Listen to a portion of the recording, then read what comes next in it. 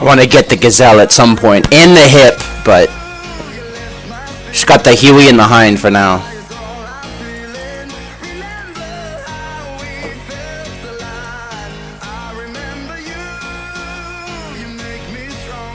Got a tailwind.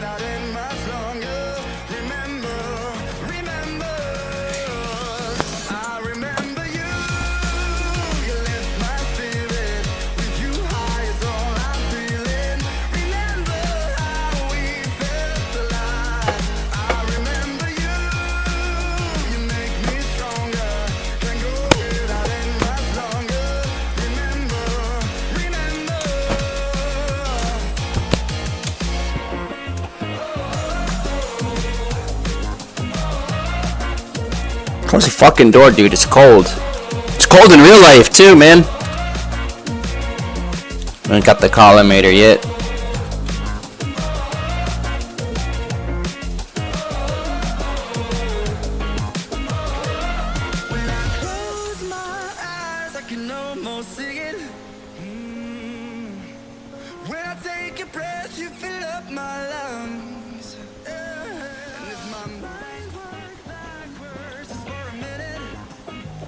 Love this song. Love this song, man. What a song.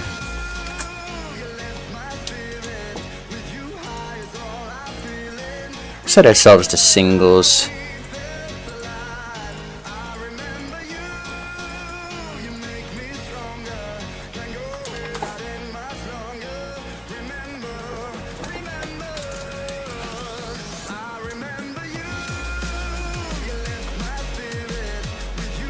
Hold on, let me check something, because that could be a problem.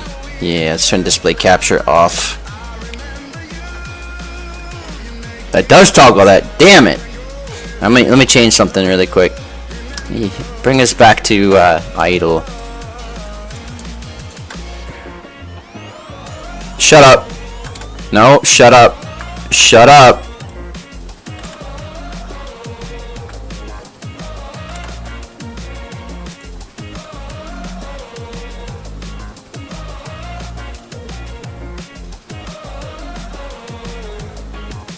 The hotkeys? Yes.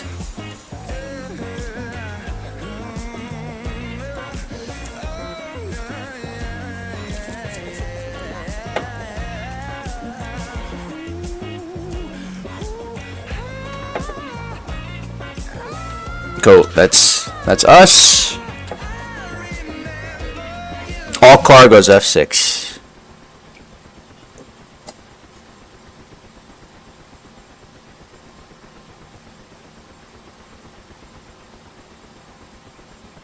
Beopripas. Yeah, that's Beopripas. My Cyrillic is a little bit. That's it. Cyrillic's a little bit slow, but I can read it. I don't know what that means, but I'm assuming it's probably ammunition. Let me check something. How's my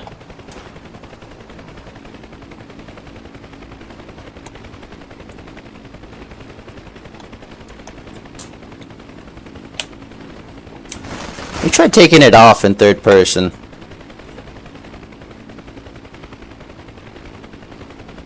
I don't like this. I really...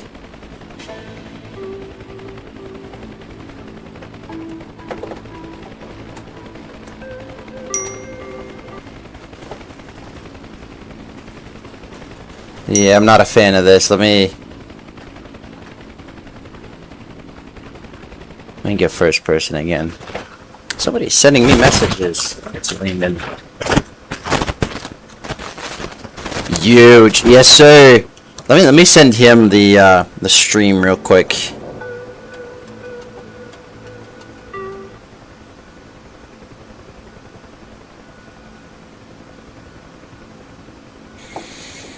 Sending this his way.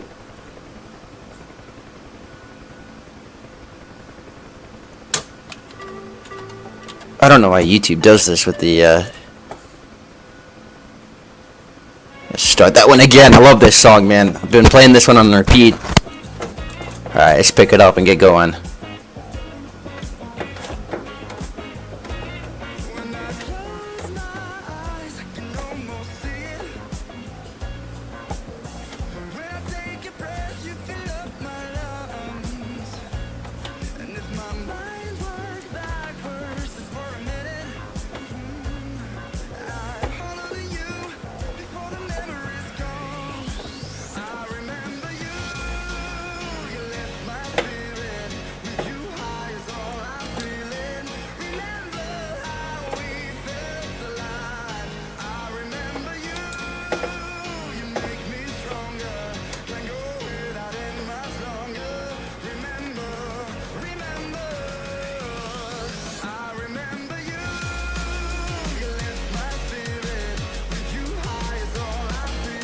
Back it up.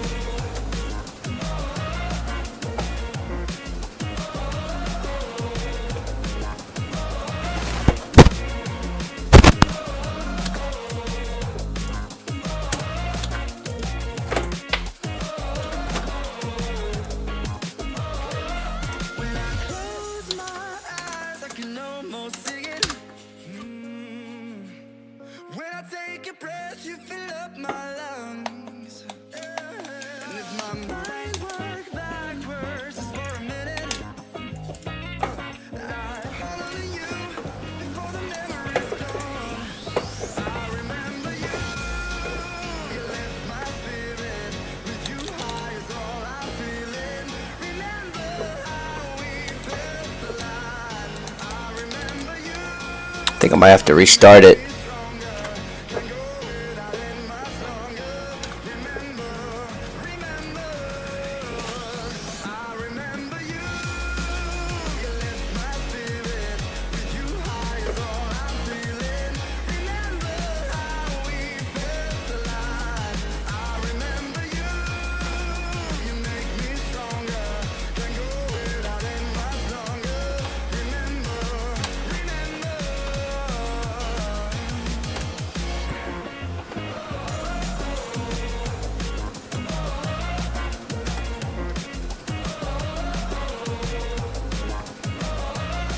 Here we go.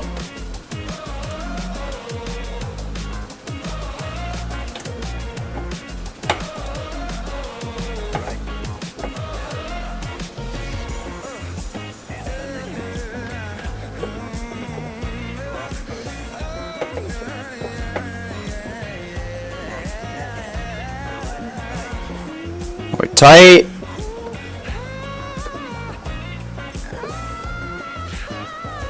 Nice and easy.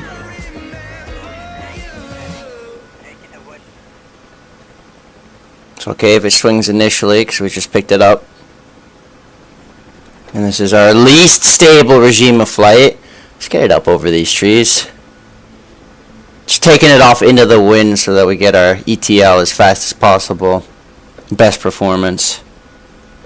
If I remember correctly, we're headed directly north, more or less. Let me, I'll do a bit of a hack here. This is technically not correct of me, but I'm basically going to go to my co-pilot seat and I will I'll get it stable first. Speed looks good. Our vertical speed, that's fine. Oscillation there, might start swinging. Hit M. Alright, that gives me a chance to look at the map. Right, it's exactly what we're looking for. Alright, let's get our controls matched up. And look at that.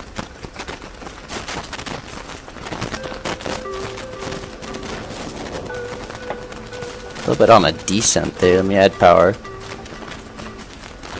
I gotta figure out how to. What I ultimately want to do is save some money and get myself a proper heli sim. No, honestly, I just want to get into a fucking ship and learn to fly properly. Actually get lessons instead of wasting time on sims. But for now, we're gonna do realistic sims like this one right here. Give me 1 second, cause YouTube's being like this again. Load! Yeah, you have plenty loaded. Why are you not? Do we have the collimator?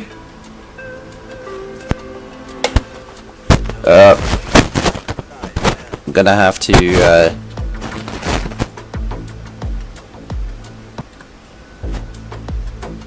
we don't have a collimator site? What the?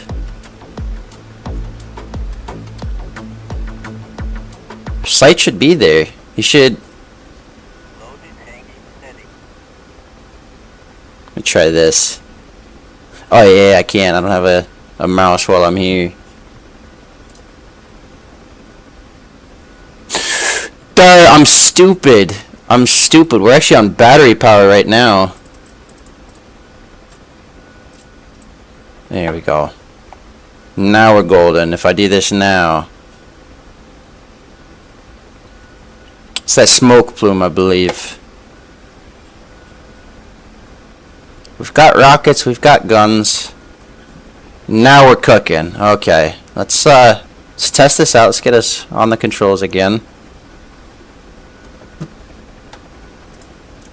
Systems armed. That means we should have. Yep. Alright, we're golden.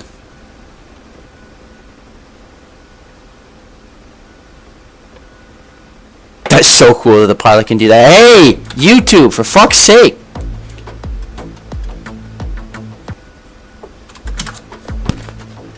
That's really pissing me off. I have to Alt-Tab to it to get it to keep going.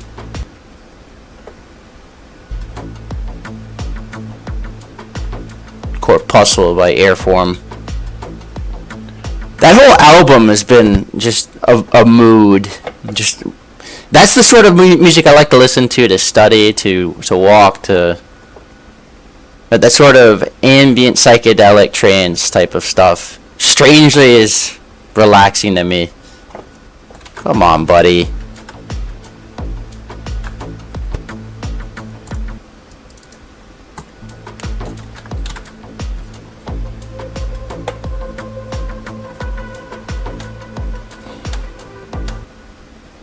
It's gonna keep doing it. This is really frustrating because it's loaded. It's got plenty loaded. It just stops like that. I was hoping to play music, and it seems like that's just not gonna happen for me. It'll stop.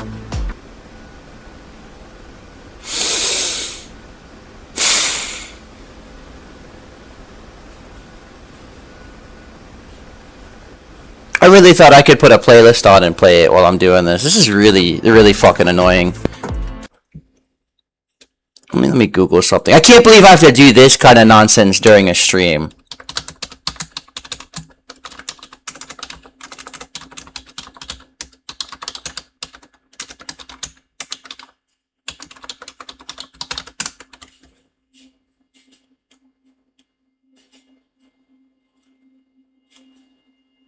Subscribing to YouTube Premium on PC, and I have Premium, you stupid fuck.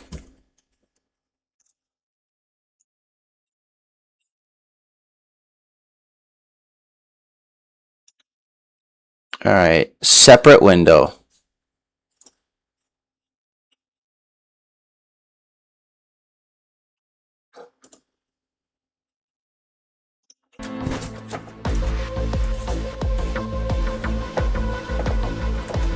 That was violent. And it's still gonna do it.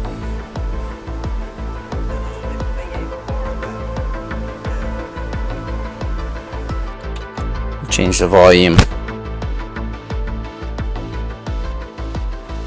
With my left hand, this is really annoying because I gotta keep it on the controls. I'm trying to stay where I was. Yep, just like that. Because otherwise,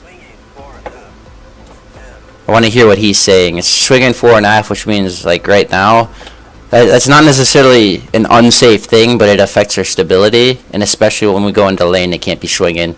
Because if we try to land it while it's swinging, it'll swing us around, if that makes sense. But while we're moving through the air, it's hanging steady.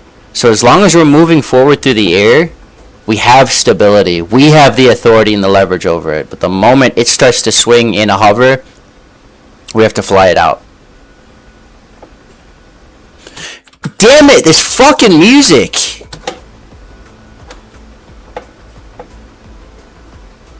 I think I'm just gonna accept that it's not gonna play. That's like really annoying. Fuck you, whatever. Fine, whatever, no music.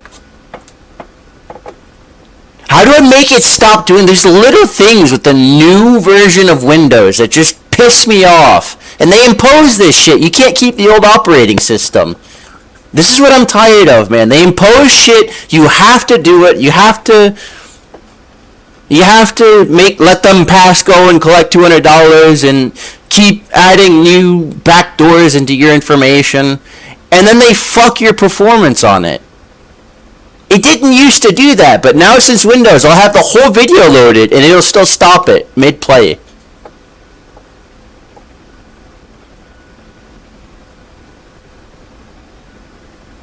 It's whatever.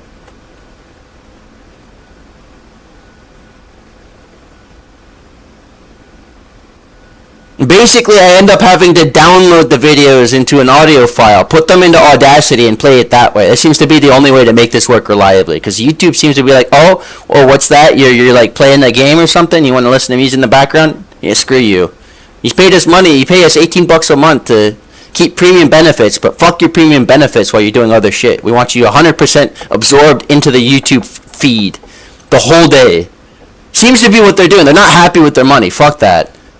I'm starting to really get pissed with these companies, with these massive corporations that just, they're never fucking satisfied. They're already making bank. They already have buildings of their own. They're already established. They're already secure, but somehow they're never fucking satisfied. I see red smoke. That's by LZ.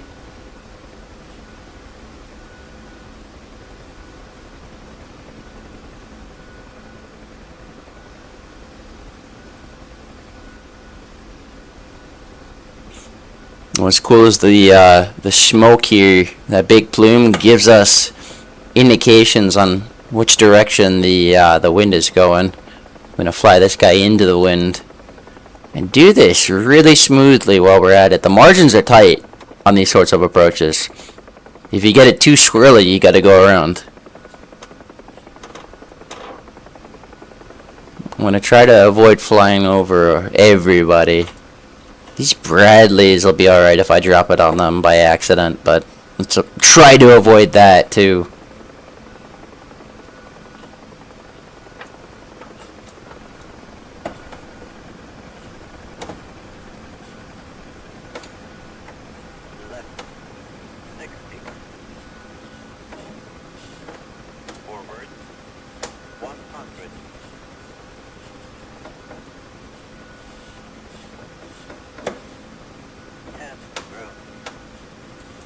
That's us on the ground.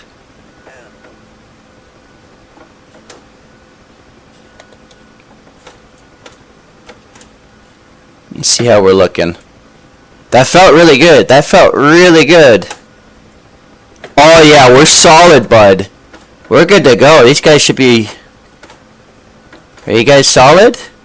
Are you good? Let's double check. That is our load, right? Yeah, for sure that's our load.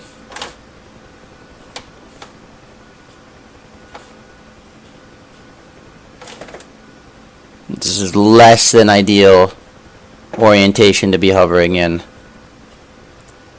I want to keep the wind from the right so our tail rotor's working with it, not against it.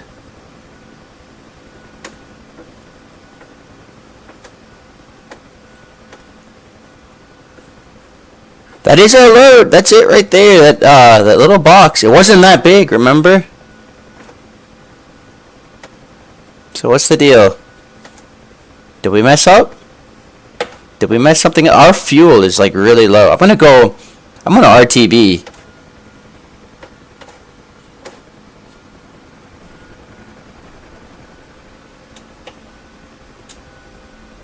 Fuel up. We'll try flying this again. If they need more, they need more. Alright, the reciprocal of to the north is to the south.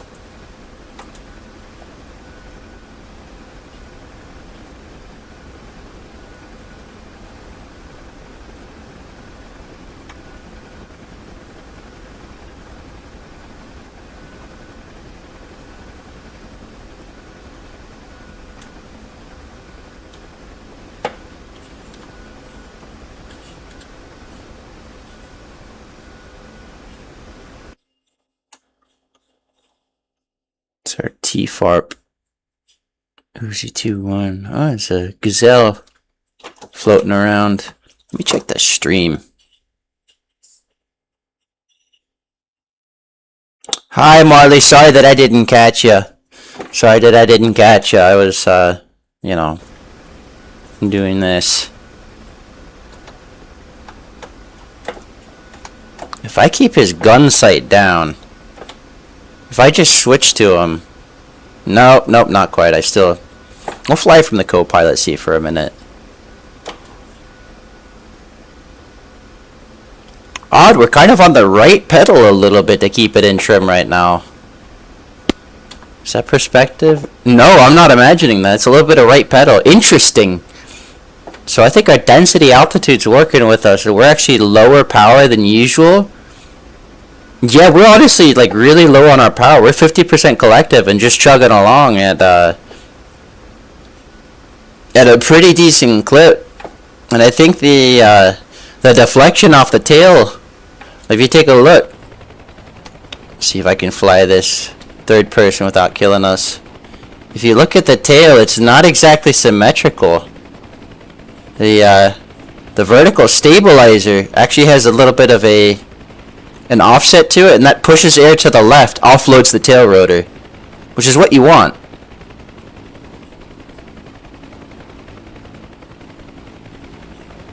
But I think what's happening is we're actually getting such efficient flow over that it's actually kind of causing us to slip a little bit, and we're having to give it right pedal to correct. It's not a lot. Like, we'll go back first person. You see it's very slight right pedal. Barely anything at all, but still, that's pretty cool. How we doing on our approach? Yeah, it's about right. I think I see where we're going.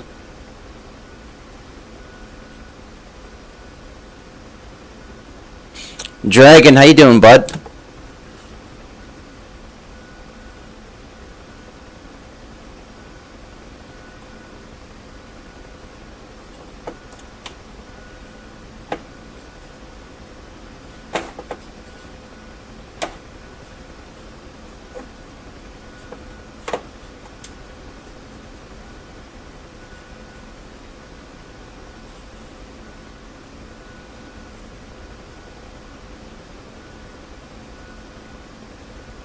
Timmy Q with the high IQ. How you doing, buddy?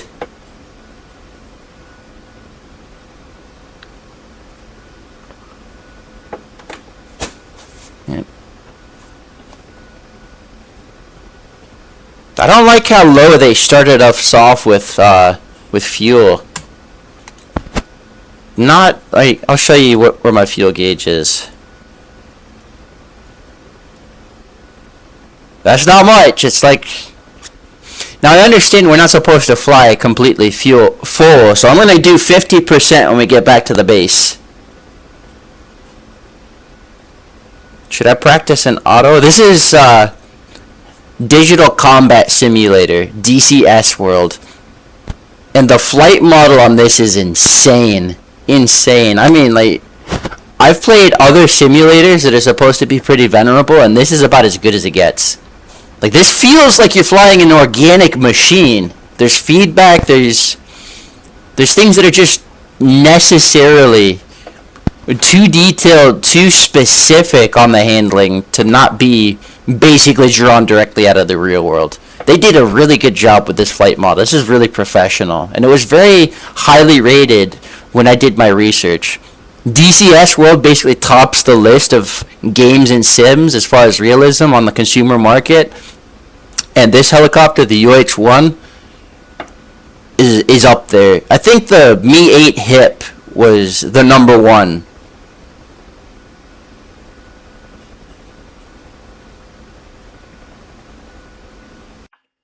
But I have the Mi-28, which borrows a lot of the... There we go. Starting to see our friendly units there. The Mi-24P that I've got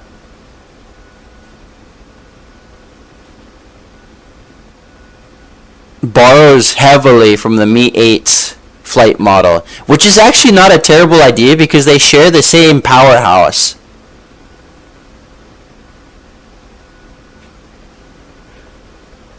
Oh my god. Onshape has a great drafting software. Their CAD is awesome, but they do not stop with their emails, man. If you're a free member, they hound you. Oh, they have a 30-minute meeting. I've been to a couple of their meetings.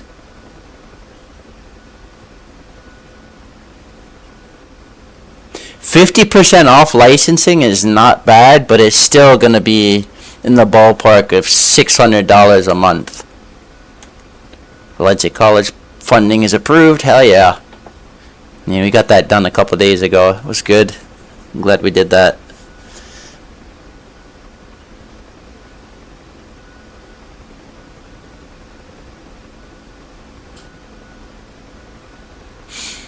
I was wondering when she was going to get up. I'm going to do breakfast with a friend. We've been calling her Janice. It's not her real name, but for the sake of anonymity and protecting identity, I want to keep calling her Janice.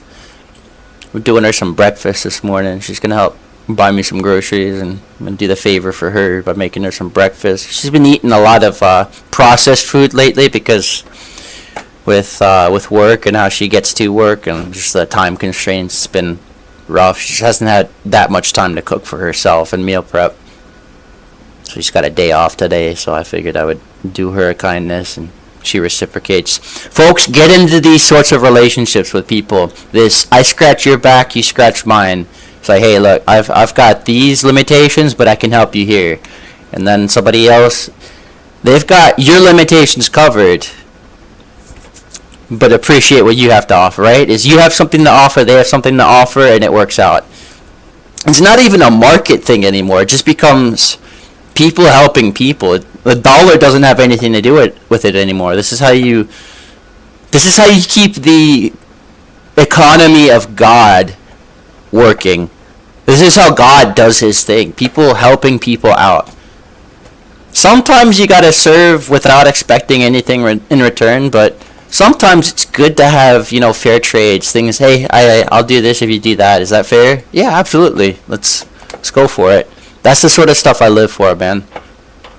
Because the rigid transactional way of living that we have in corporate America, it's just not doing it for me. And I think it's the same for a lot of people. They're just tired.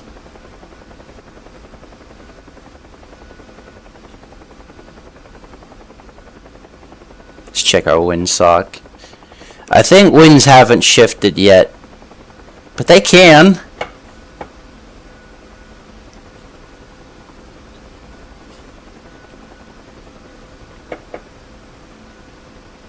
And like Arma, you can do some scripts.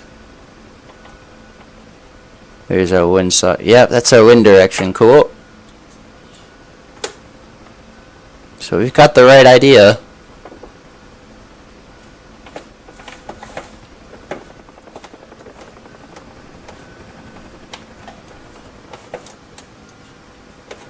Overshot it a little bit. Bit rough on that Puro stop. We'll set it down.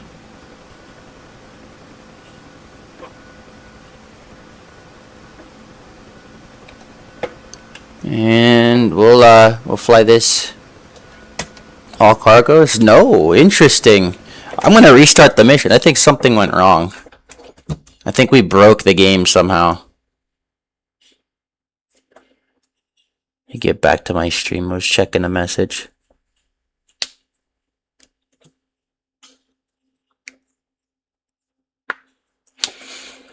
I do not have a girlfriend. It's complicated. I'm kind of in that position where I'm like not even really looking. I would like to have somebody, but every time I have looked, every time I have put energy forward, every time I have pursued, it has been a slap in the fucking jaw and nuts. Every time. There's not been one time where I pursued anything with a female and it was worthwhile. It's always been drama. Endlessly. Either compatibility issues or one or both of us is still immature. And I'm just trying to do outgrowing that immaturity before I do anything else.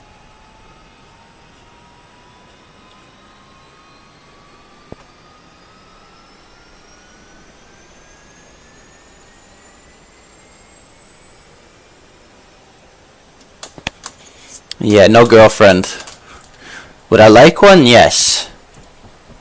But I acknowledge, like, if you don't have purpose in life, if you don't have meaning in life, you're gonna default to the wrong kinds of pathways, especially in a relationship. So I want to seek purpose and meaning and place and identity before anything else.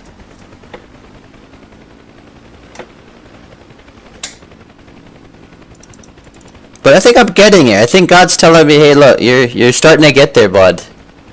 You're starting to become the man I intended for you to be. Not perfect. Not always well adjusted or well rounded, but effective for the purposes I have laid out for you.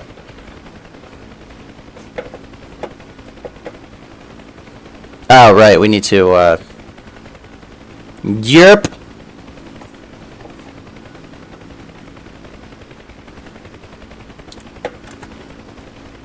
You can do this while in the air. F1. Right. And forward.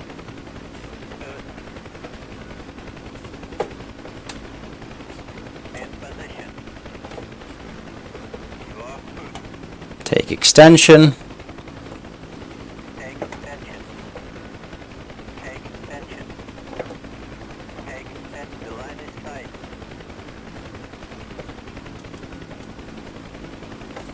Up and away. 3 meters off the ground. Load is hanging steady. Take it away.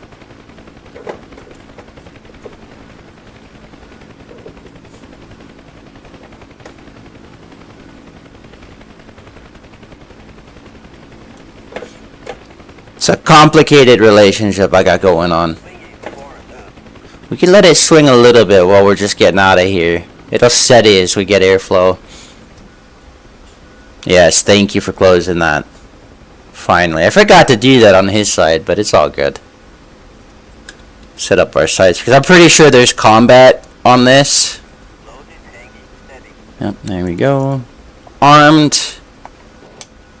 Good. I'm not going to fuck with the rockets. I'm just going to make sure we're set to 1. Cool. Save it.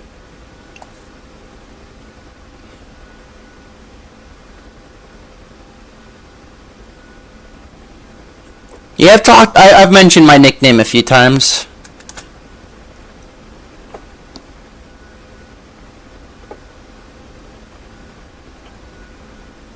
Man, with that load, the added weight definitely increases our torque. So we're left pedal with the added weight. But on the way back, when we didn't have fuel or anything, man, we were left pedal most of the way. Oh, sorry, right pedal. The load is swinging fore and up. Yeah, we're a little bit. Yeah, I've been posting for a while, man. This channel's 12 years old. This channel's 12 years old. What really kicked it off for me was a 3-on burst video. I'm not gonna lie. There was nothing about that on YouTube at the time. Nothing. And I saw that, and I was curious about it, and I'm like, let me figure this shit out. Make a video. If you have anything that's like that in your life, that is the recipe to starting your success. I'm telling you. If you have anything that you're curious about that you can't find information on, or at least not easily, do the deep searching. Find the information you need, intuit it, do whatever you need to do, and then present it clearly. The internet is going to thank you for it, I guarantee it. Because even if you don't think a lot of people are that interested, there's more people interested in that matter than you think. And making it easy to understand helps everyone else out. We're in an economy of ideas and information, not necessarily just monies. So sharing information, I need to be careful because some information is a bit hazardous. There are such things as information hazards, obviously.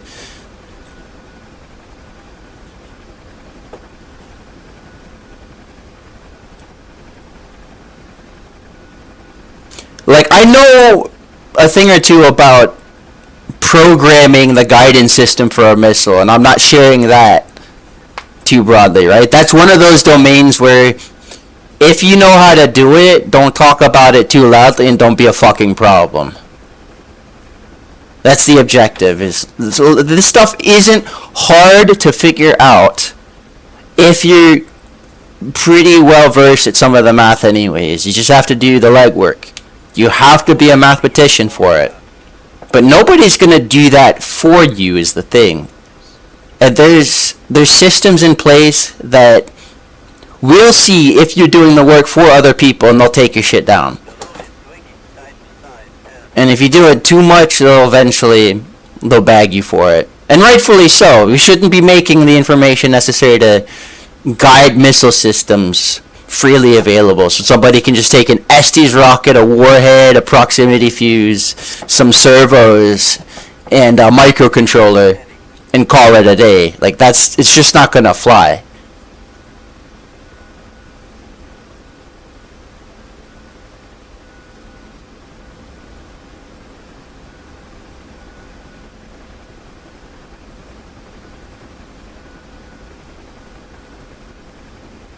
No, he's saying his comment was typed wrong. No, I don't see anything wrong with your comments, Dragon.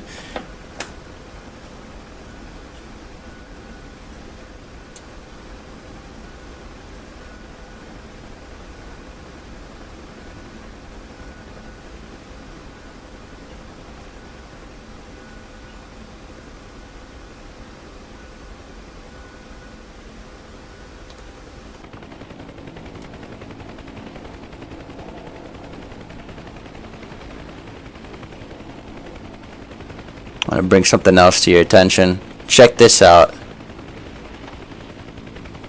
For straight and level flight, you end up sitting a little bit left skid low. It's hard to... It's so sensitive in third person, or just in general, that it's kind of hard to see, but it's the truth. You're doing really good, though, for somebody who's not, I guess, formally trained in English. And this is something that the whole world, like, some people who live here in the U.S. often have worse English than people in other countries who kind of learn it as a secondary language. It's kind of ridiculous and sad, but it's the truth. A lot of people are... Part of it's a comfort and an ease of life and an accessibility thing. In other parts of the world, you kind of have to learn it for standardization. Like, the whole world learns English for their air traffic control. The whole world speaks English when speaking with air traffic. And as well for engineering and manufacturing standards, a lot of that's in English. So it makes sense. The whole world is kind of forced to learn English. But then the people in the U.S., they can often live quite easily without having to learn even their own language. You just have to do enough to get by. Neither of you are messing up, I think. Your English is really good, man. Don't knock yourself.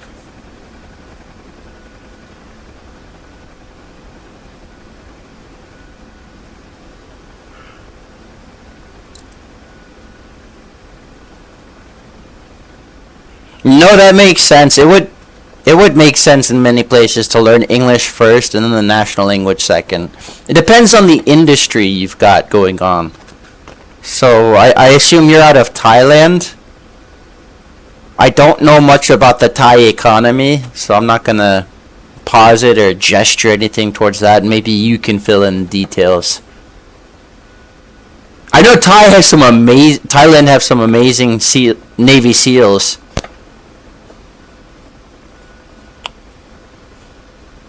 No, sorry, that was Singapore. That was Singapore that I'm thinking of. That was really ignorant of me. My bad. I know Singapore's got some amazing... I have a Discord server. Yeah, if you want, I can try to link that here in a second.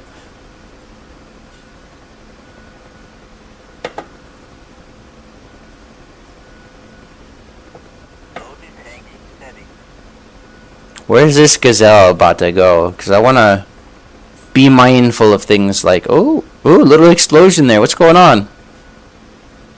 I want to be mindful of things like wake turbulence. So I'm actually going to stay behind him because it looks like he's coming in this way. And I need to round out this approach anyways. And I see potentially a better way of doing it than we did initially. Yeah, I have a Discord server though. I'll link that here when I can set it down.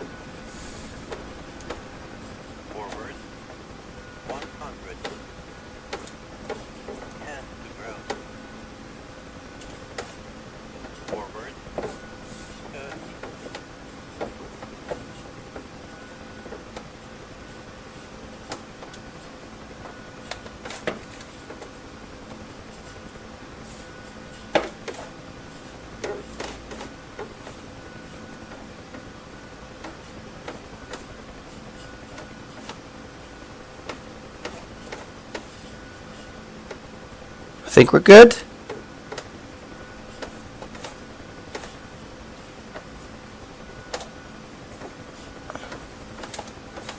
It's not strewn all over the place. We didn't crash it.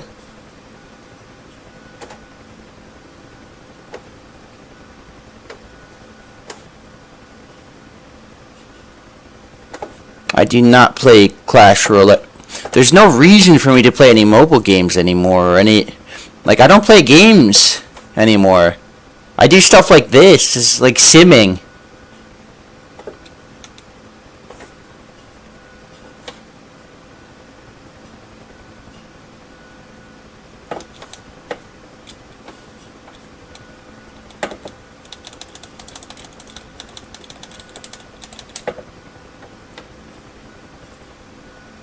Did we mess up again? What's going on?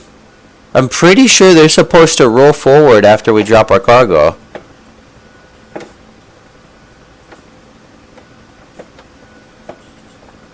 Anyways, I'll set down. I'll get you that Discord link.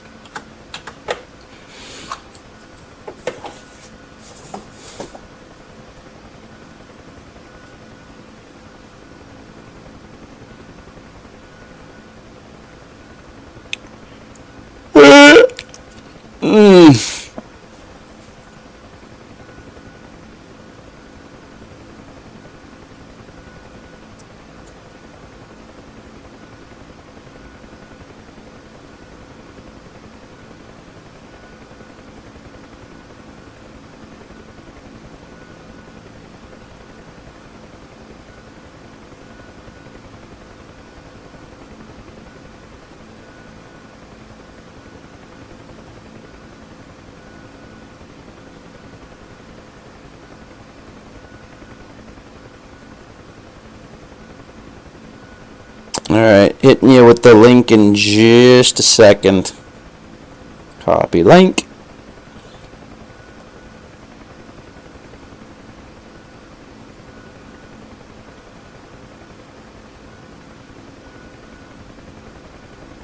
There's the Discord link.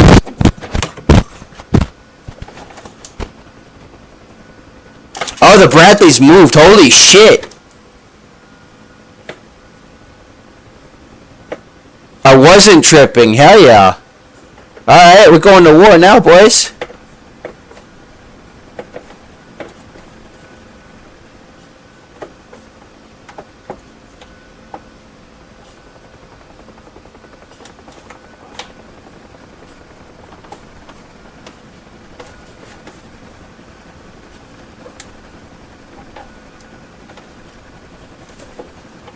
Let me re-zero my stuff. Yeah, that's a little better.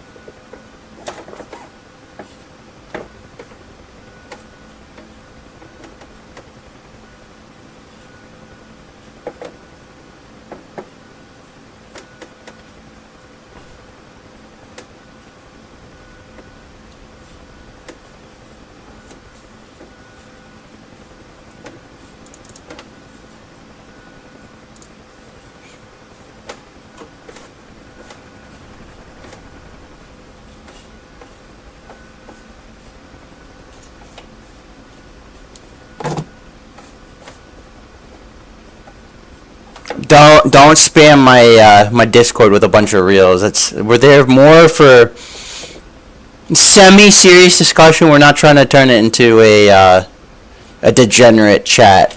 I might add a degenerate chat just for the people who want to do that. But the general is more there for technical discussions, legal discussions, discussions about the world of firearms and everything that's going on. T-55s, a bunch of T-55s. I don't know what that clusterfuck of shit is up there about 2.3 kilometers away. Can I scratch the T-55s?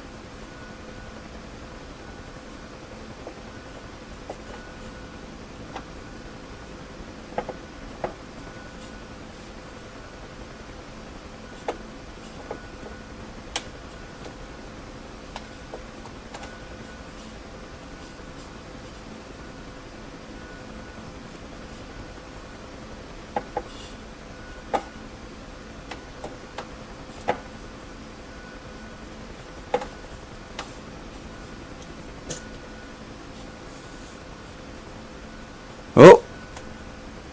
You want to run that by me again? Do it again, I swear. I'll find out if I can pen you or not. I'm worried about this guy. If they have missiles, I'm starting to get really close to their SAM range. Oh. I'm going to take that as hostility, boys. Yep, notching your little rocket, your rounds. Hey. Oh, we took one. Yeah, you're fucked. You're fucked, buddy. Let's go.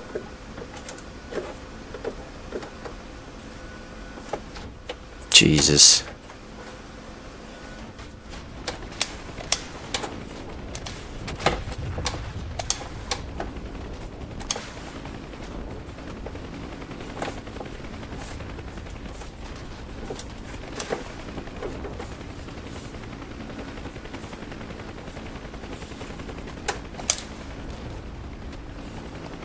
Oh, that doesn't damage them one bit. Let's get low.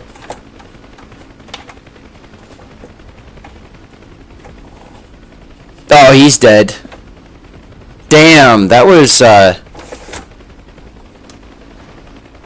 Oh, we're done.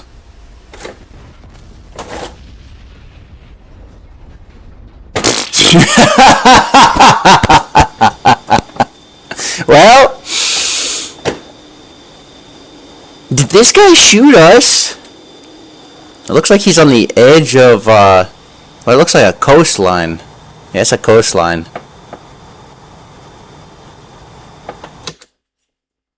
We didn't destroy shit with those rockets. Let's see.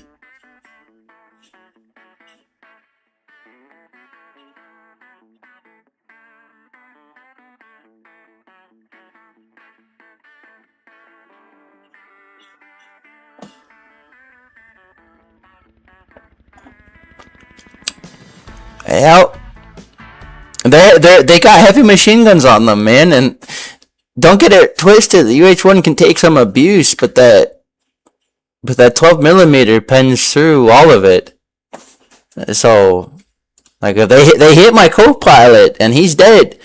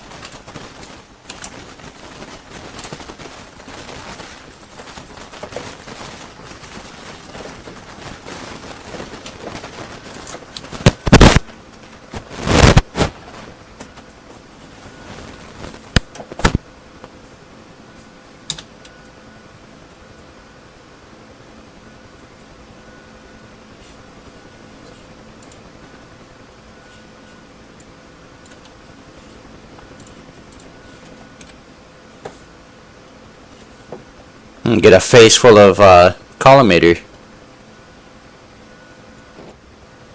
That's fucking crazy, right?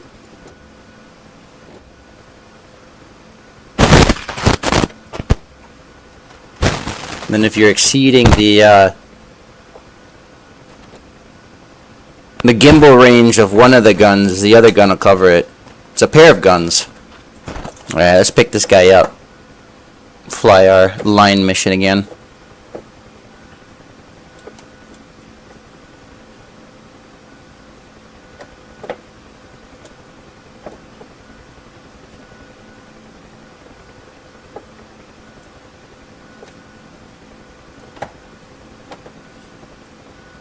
Left.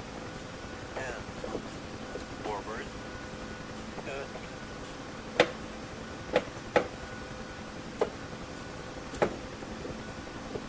In position.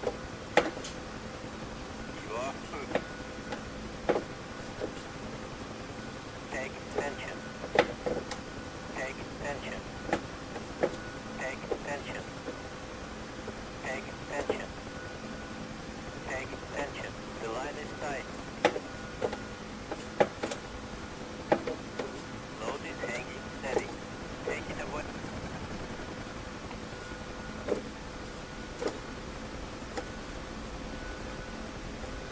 The load is swinging. Oh man, I don't have the window on this side. Honestly, flying the line is better done from this side because usually you should be able to lean over. It's easier to lean to the left with these kind of controls than it is to the right. You're kind of stretching and leaning over, but like this, easy. But It's hanging steady. I don't have a window, fortunately.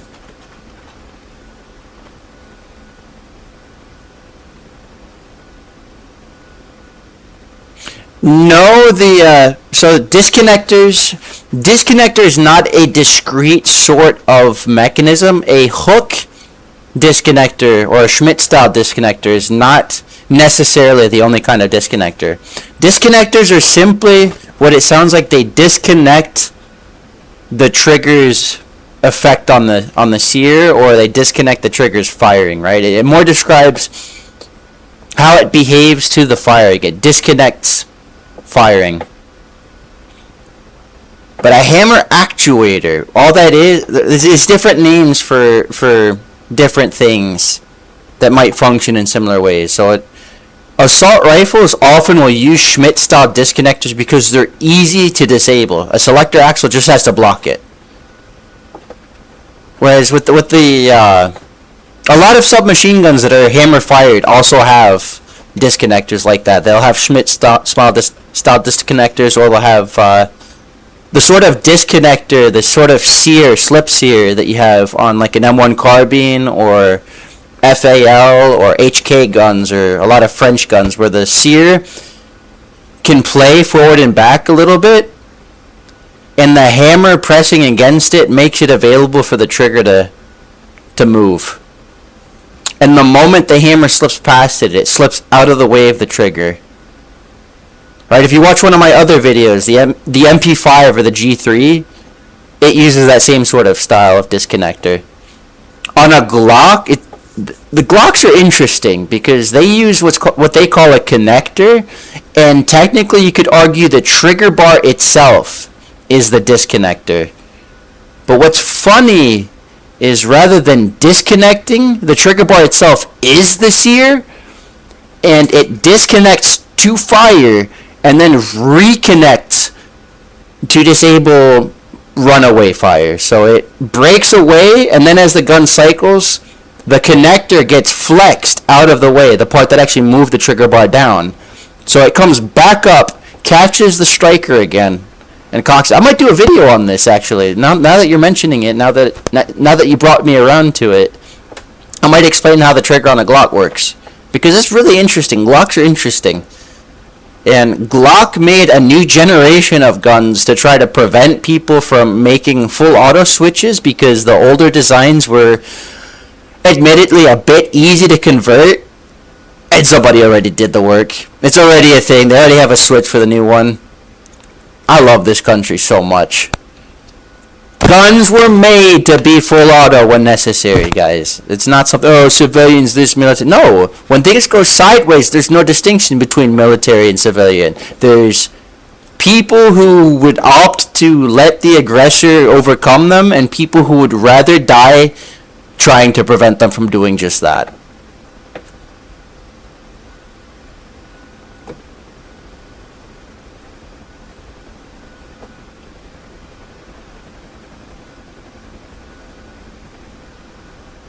The naming convention on gun parts can be all over the place. Right? Different engineers will have different names for the same thing. Some people call it a disconnector. Others, I've heard, call it a sear, which is technically not wrong. A sear is anything that catches the hammer and holds it.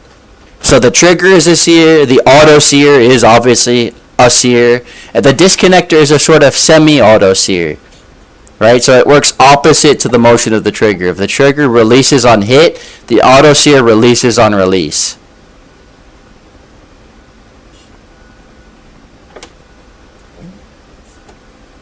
Not the auto sear, the disconnector hit releases when you let go.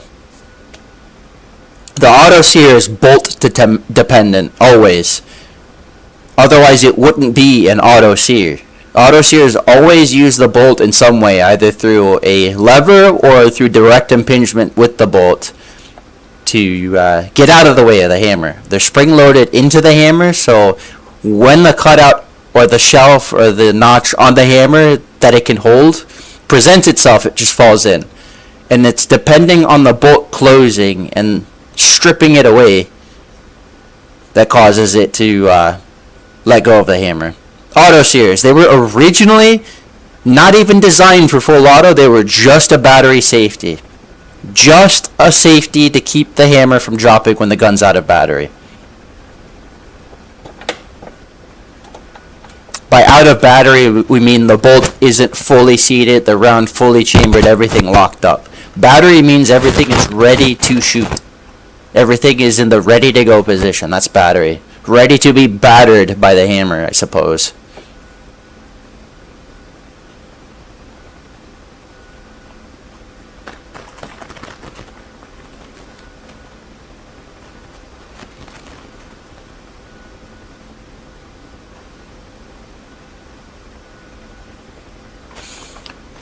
On pistols, they don't call it a bolt carrier because it's kind of an external bolt. They call it a slide because it slides across the rails of the frame.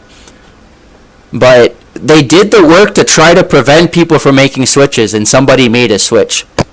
The reality is, with sufficient work and consideration, just about every single self-loading firearm, everything that shoots and strips around from the magazine and chambers it on its own can be converted to full auto. Every single one. Some it's more difficult, some it's stupid easy. When it comes to open bolt guns, meaning guns that don't have a striker or a hammer, that just use the bolt closing as the energy to fire, the ATF calls even ones that only fire single shot machine guns because they're so easy to convert. The only thing preventing an open bolt single shot gun from going full auto is how the sear operates. Usually it's a disconnect sear, where as the bolt moves it hits the disconnect, and that disconnects the trigger from that sear. So it'll catch itself again on the next cycle.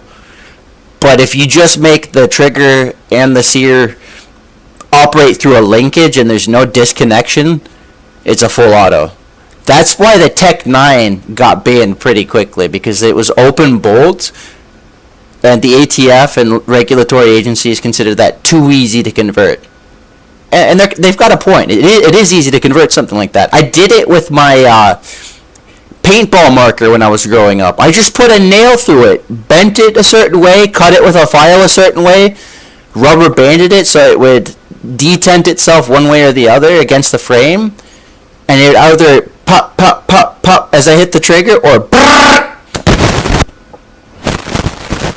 it was fun.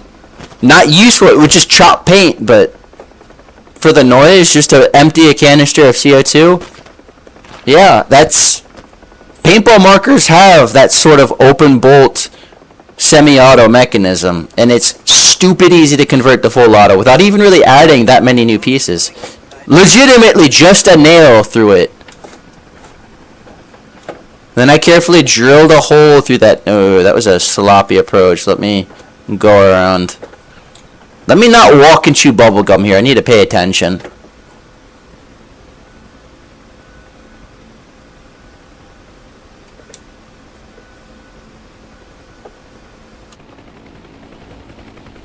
Oh, we fucked up.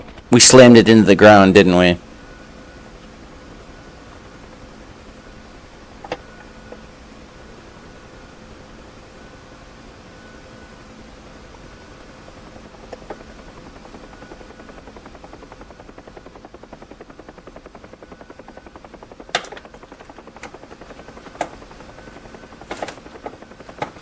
Yeah, that's our cargo right there. We fucked up. And we fucked up. Cause I was too aggressive on that stop. We'll do one more since the person I'm gonna be picking up later is taking a bath and stuff. She likes to take her time, man. I was talking brunch. It's gonna be like dinner by the time she's ready.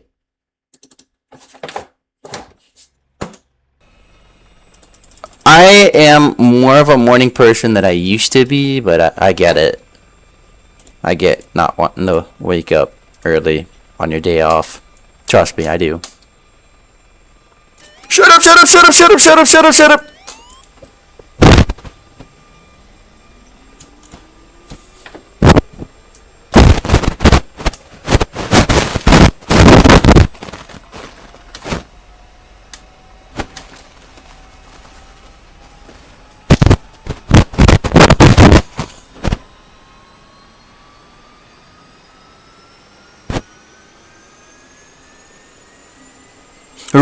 Right. You look at it, it's like, what's keeping it from just going full auto if I keep stuff from slipping away from itself, right?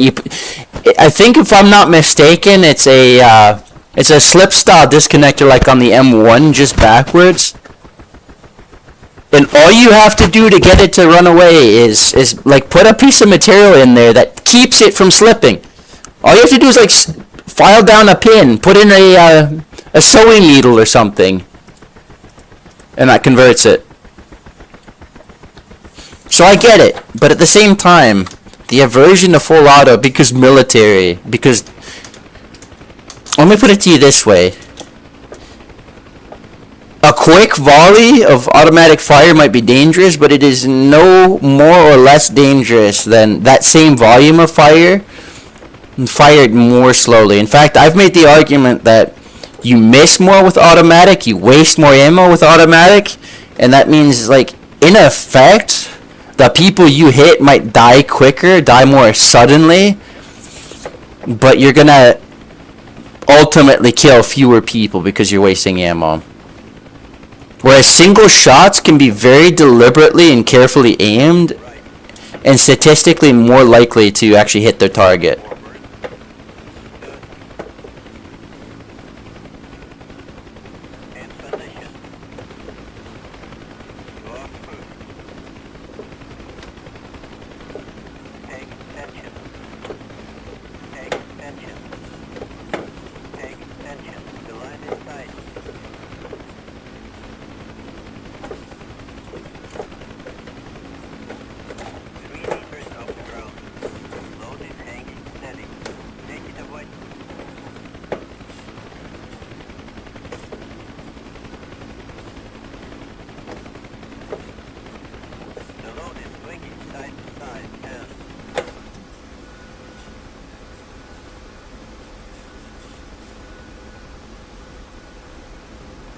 Yeah, the original Tech 9 was a submachine gun, wasn't it?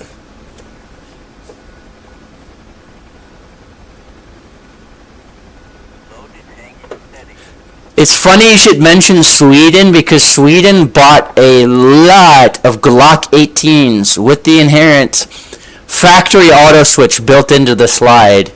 And because they looked so similar to Glock 17s at first glance, the Swedish government was like, these are alright, it's just handguns. And a lot of people got their hands on them before people found out, and they had this, oh shit, people have machine pistols and we didn't even know about it problem.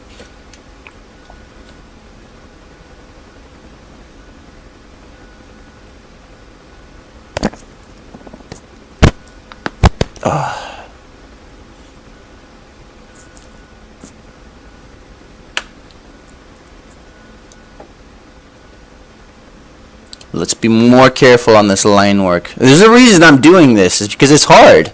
It is hard to do. I watched bush piloting.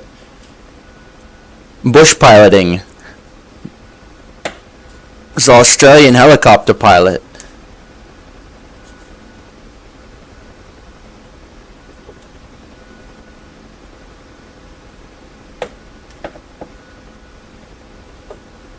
And he does a lot of line work. And it looks very difficult. Like, it looks very difficult. Almost nerve-wracking just watching the video. I wanted to touch on this, though. Something I'm very thankful for lately. Something I thank God for every day lately. And this is something worth considering. I used to wake up, and the moment I was conscious, I would have a massive cortisol spike where I'm just... like that gut punchy kind of feeling. Like legitimately, like I got punched in the gut, like I was winded. You're like, oh fuck, I gotta get ready for work. I gotta hurry up, get everything done in the morning. I gotta make sure I do everything right. And then little things, because I'm stressed, would contribute to more wasted time because I'm fumbling shit I should usually be able to glide right through. And the stress builds itself. I'm so grateful I don't wake up like that anymore. That contributed to the sort of mental health issues I was having, because I'm like tortured the moment my head leaves the pillow to go into work, to show up wondering what kind of bullshit they're going to put me through that day for less than I can live on, how they're going to treat me, how they're going to talk to me.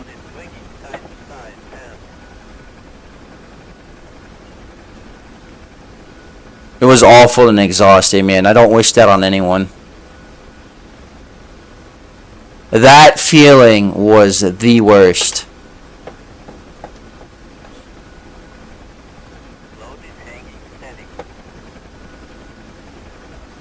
That feeling was the worst. Man, I really... Like, I have to reality check myself sometimes, because I'm like, dude, I used to wake up tortured about the day ahead. Legitimately tortured. And I'm not saying sometimes I don't feel like that anymore, but I do. Sometimes there are days, especially when I have a lot on my plate and it's stressful and it's kind of a bad deal to begin with. But you know what? I'm going to start...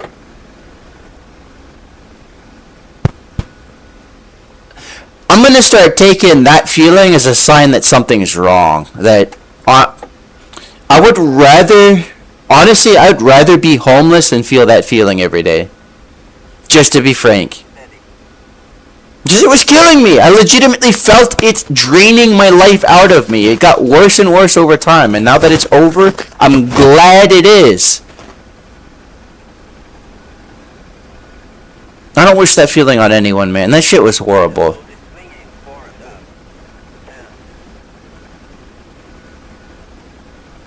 The blue text is friendly units. I wonder if I can turn that off, but it does help. It does help, but it isn't realistic. One thing I used to do, I used to play Insurgency with no friendly indicators. I used to have to do visual IFF, which was nerve-wracking in close engagement firefights. Used to shoot a lot of friendlies, because it got dicey in Insurgency a lot. Get flanked a lot. But I was getting good, man. I used to have those split-second interactions where I'm like, hey, I was about to shoot somebody in the face. I'm like, oh, he's friendly. Yo, announce yourself if you're coming that way next time, man. I almost shot you. I had to tell people, dude, I don't have any diamonds. I don't see who's friendly and who's not except for uniforms. But that's realistic. That's what's hard, man. Friendly fire is a little bit more common than people might think. Now, we work very carefully to try to minimize that, but around the world it happens a lot more often than you think. Because people in those really close engagement firefights are fighting reflexively. And if they've crossed that threshold about threat and immediate action before they've crossed the threshold about identifying a friend, it could get people killed. The load is swinging side to side and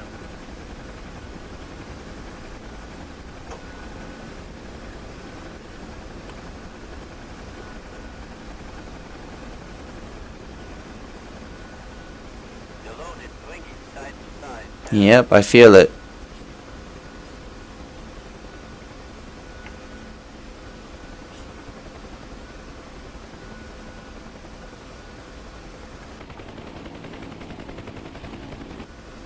It's stabilizing out. load is hanging steady. We're ahead of the Gazelle coming in.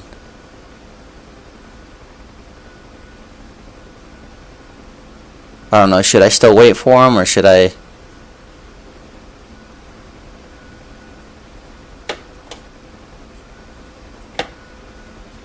Yeah, fuck him. He can figure it out.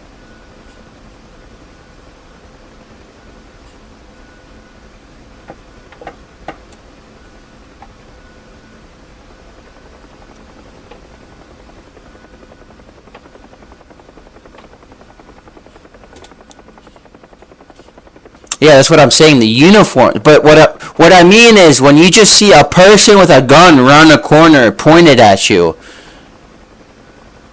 and those engagements are happening in split seconds. Sometimes you just shoot before you recognize who it is.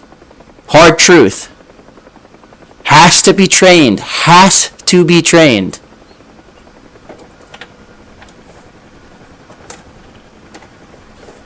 Left 60. Forward 100. Left 60.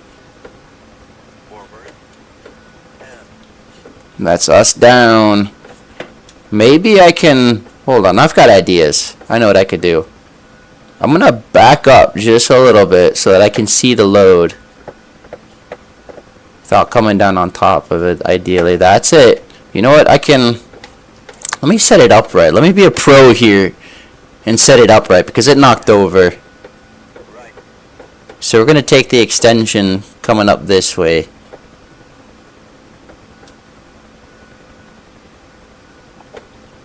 Forward 100. Oh, I'm so fucking good. Let's go. Without knocking it towards us now, let's set it down. Forward And disconnect. Hell yeah, I'm the champ, buddy. Let's go.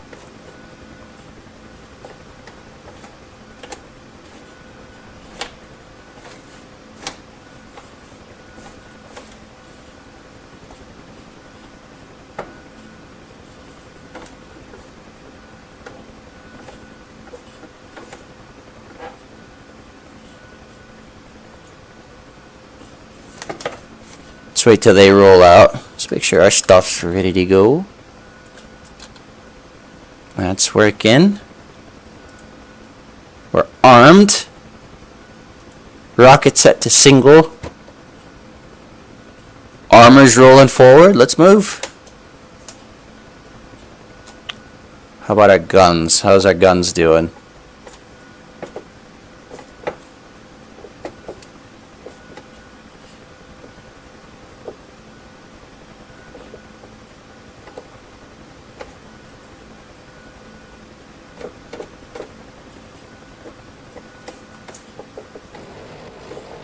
Oh yeah.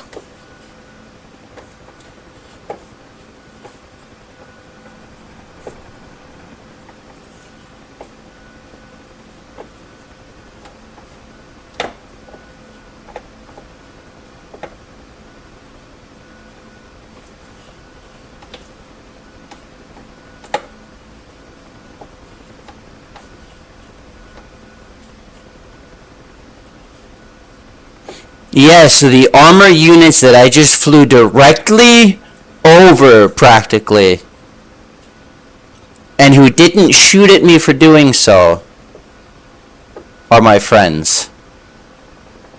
Blue 4. These are my Blue 4, aka friendlies.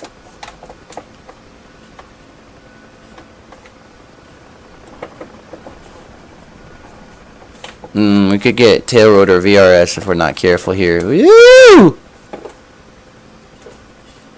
Alright, we're golden. And those red guys up ahead, those are our opposition forces. I don't want to come down on a Bradley here.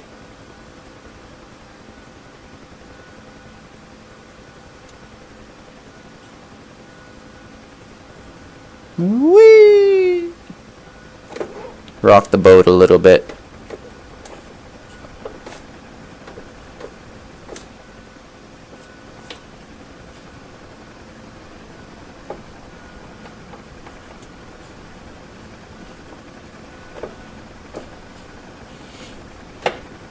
It's not that bad. It's probably it's like 1 or 2 detachments of tanks, and I think they have some stuff up the back too.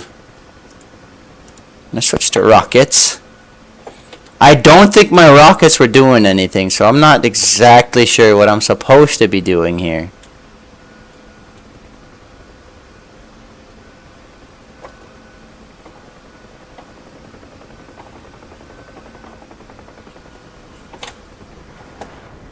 Oh geez, that's cool.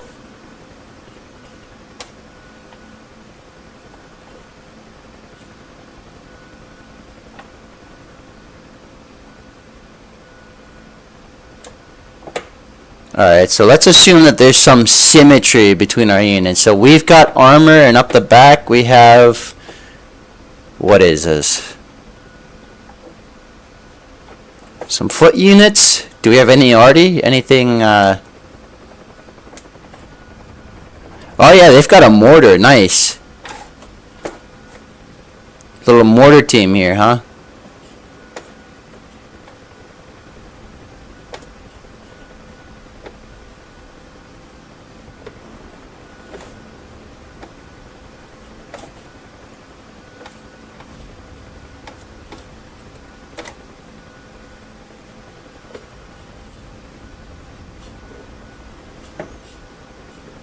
No, these tanks right here, these are friendly. All of these are friendly. Everything in red is several kilometers away. All units are getting shot at. Alright, you saw that splash. That was either a rocket or an explosive shell. Alright, they are launching back at us, but these are our guys right here.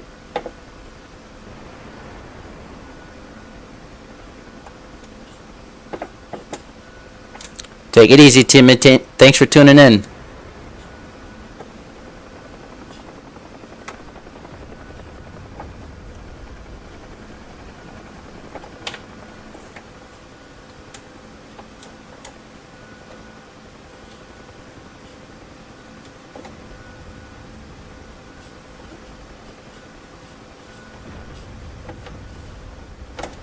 Nah, they're 1.7 1.7 1.9. Oh, we already took out a lot of them. That's these guys doing work.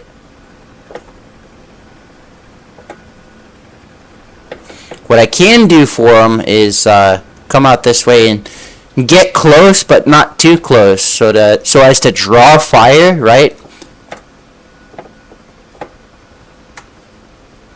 Right, so I'll get on the edge of about a kilometer. And we'll look for their tracers, and let me get this out of here for a second. What I'm really worried about, I'm not worried about their machine guns unless I get really close. I'm more concerned about them having surface-to-air missiles. Let me save my rockets and stuff for a minute.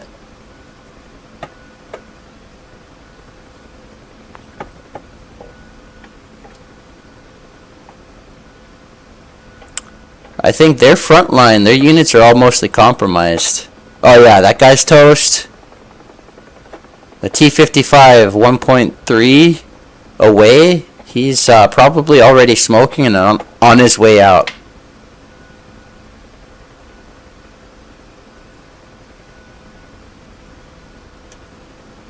Let me get myself.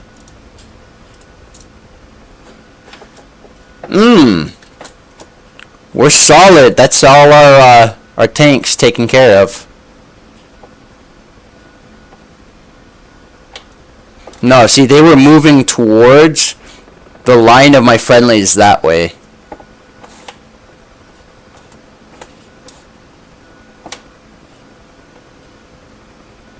I get a feeling this is going to be the guy with rockets and shit. Or missiles. I think my guys are going to advance once the standoff gets too great and they can't impose that superior firepower. Like, 'cause look, they just wiped an entire squadron of tanks. And I'm pretty confident we didn't take one casualty in that engagement. This is what I'm concerned about. I'm going to use some of the local foliage to obscure my radar and thermal signatures.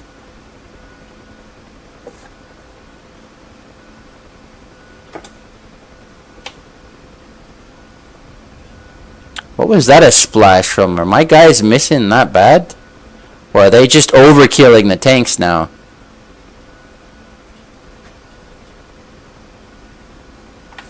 What the?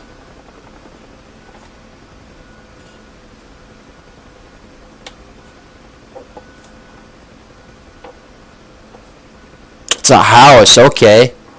I was about to say, that looks like a piece of armor or something.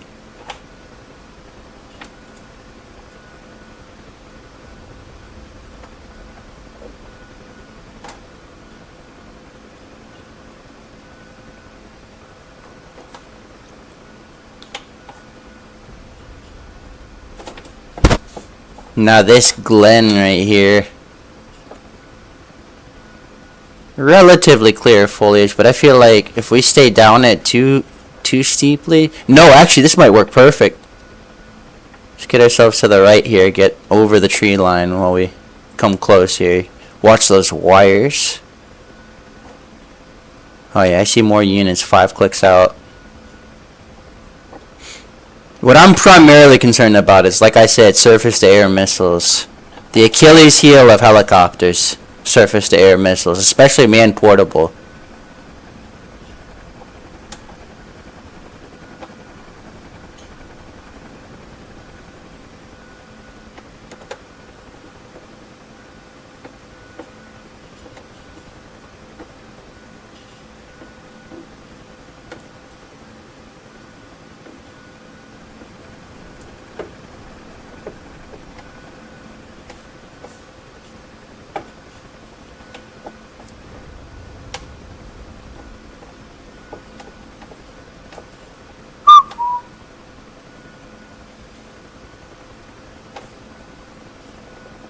.8 clicks. UAZ, ooh, that's gonna be a little bit of a problem for us.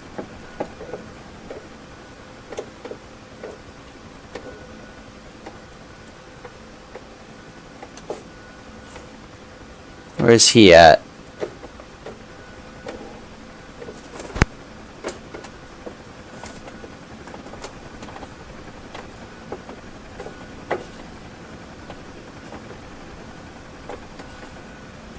How you doing, bud? Wow, these guys are like half a click away. I'm gonna fire at them.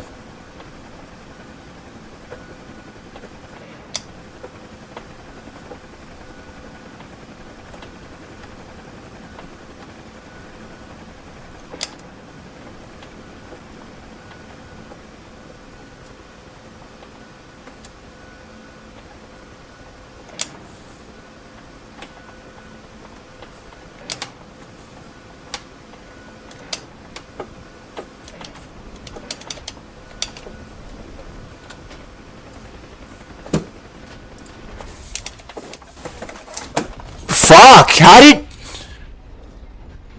Oh, we hit the wires. I'm dumb.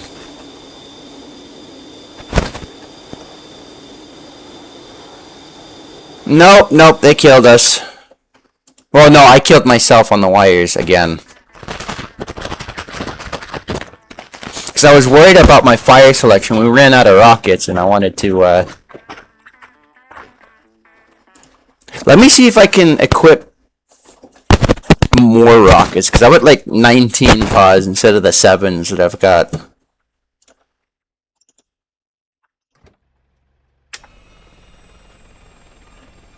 Ground crew, rearm and refuel.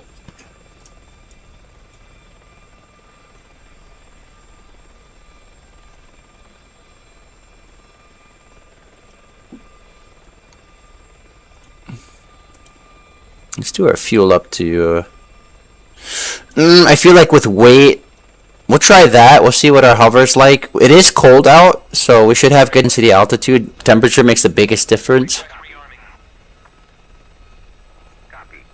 Alright, they're gonna rearm us and everything.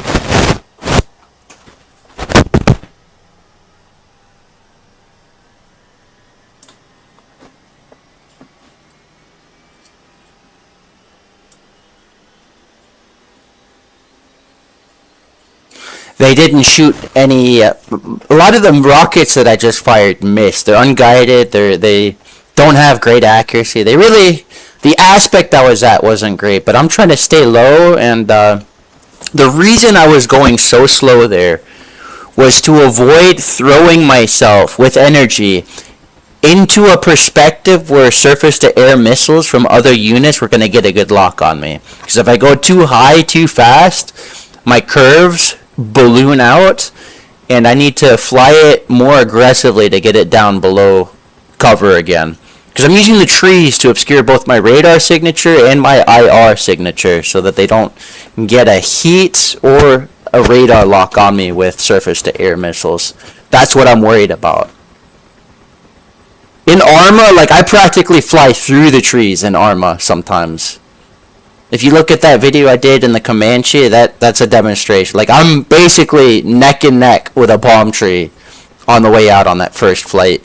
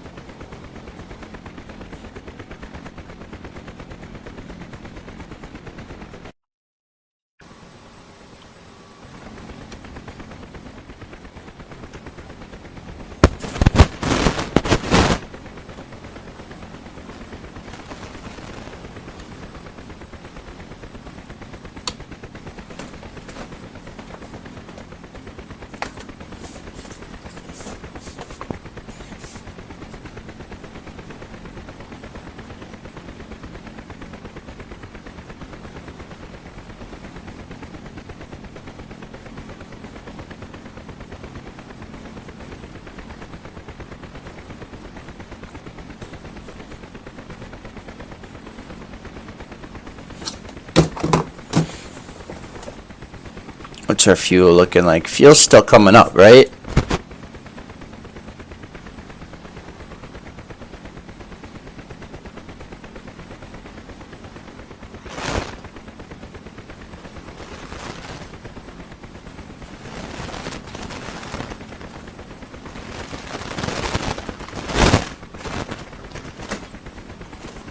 I think we're set.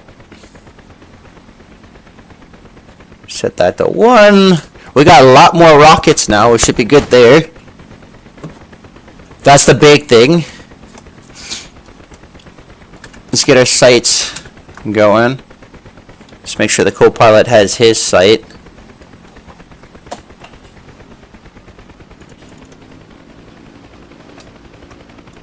Alright, we want to flip these, flip that. There you go.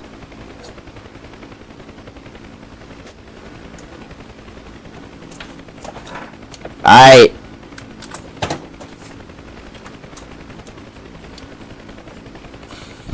Yep, good, good, good, good, good. That was a nasty takeoff. Let me redo that again. That was trying to jump it.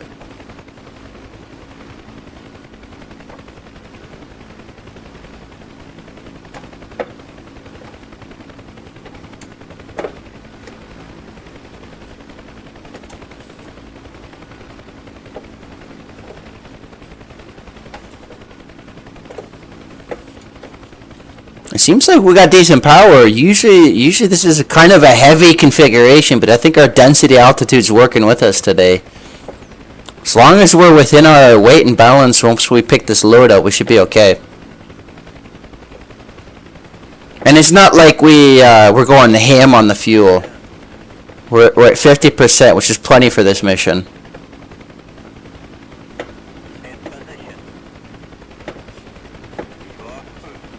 Come up on it.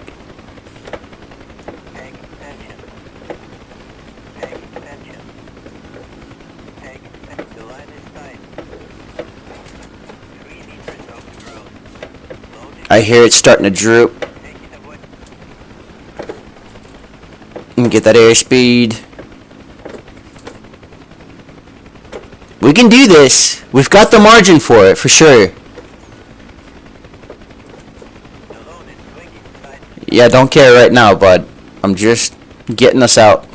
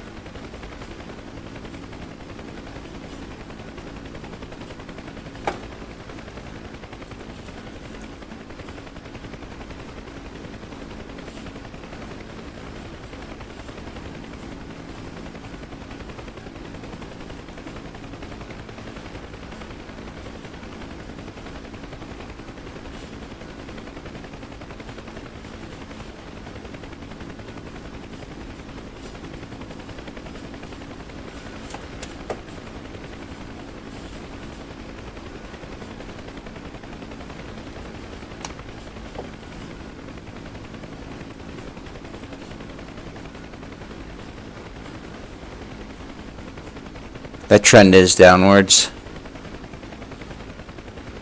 Trying to max my speed out some.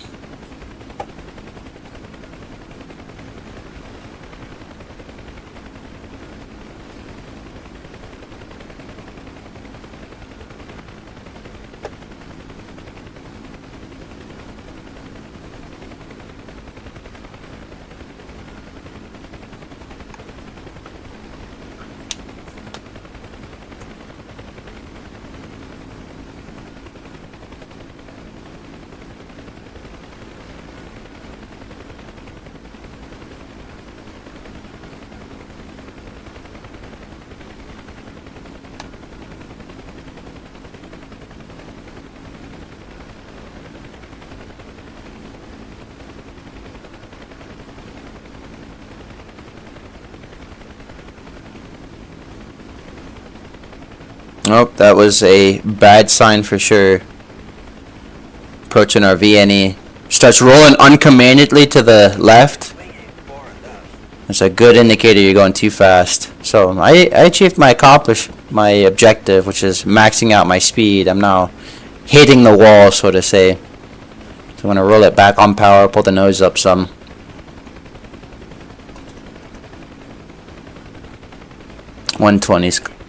120 should be plenty. That rhymed. Nice. 120 should be plenty.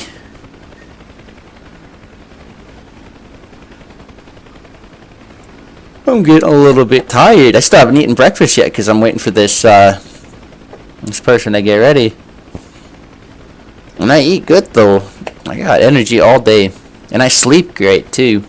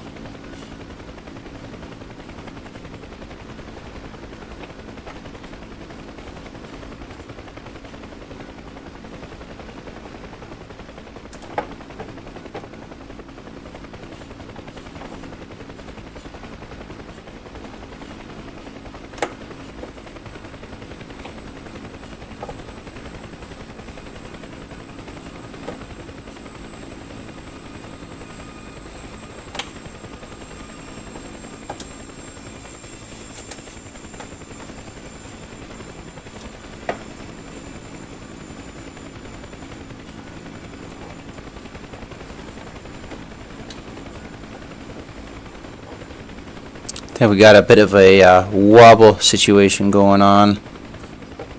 Keep it up. Keep it up.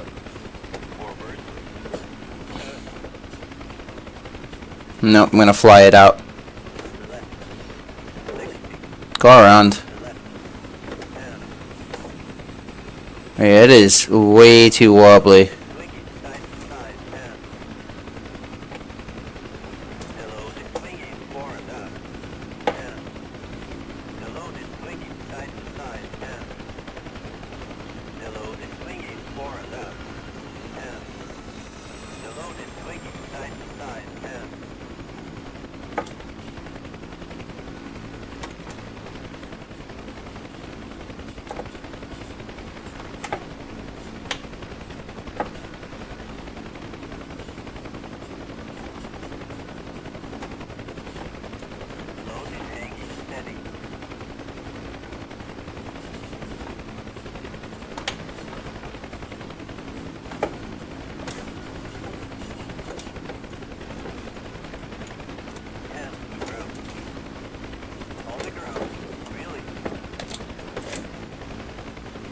How do we do? Oh, we golden! We golden, baby!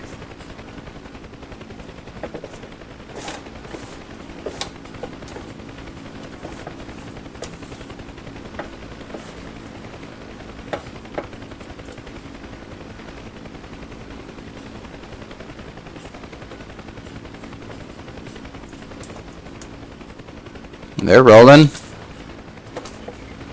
Good. Good. Now let's turn this off for now. I don't want to hit it by accident. Let's do a dive away.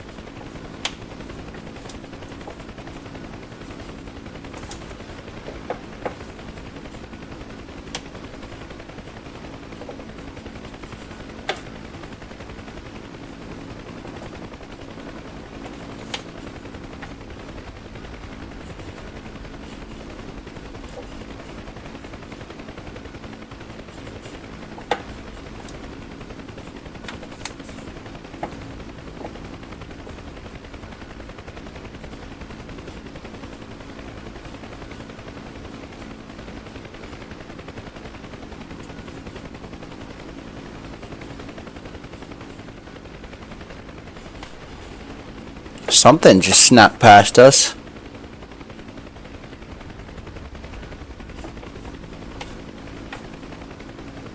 There's that Glen from last time.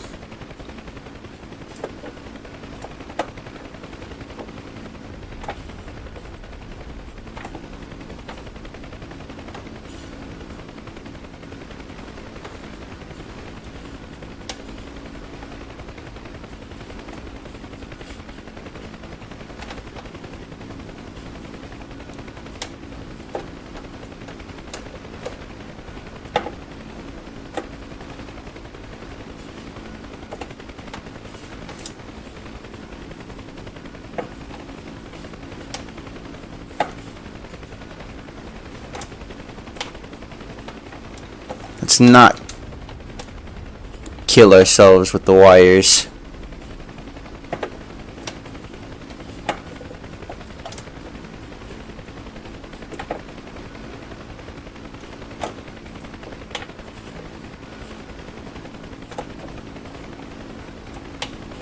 keep our speed up. Try to line this up and do a proper strafe. Right for this tree. Break it off the left. Oh, I like this aspect. I like it. I like it. Hit him hard. Hit him fast.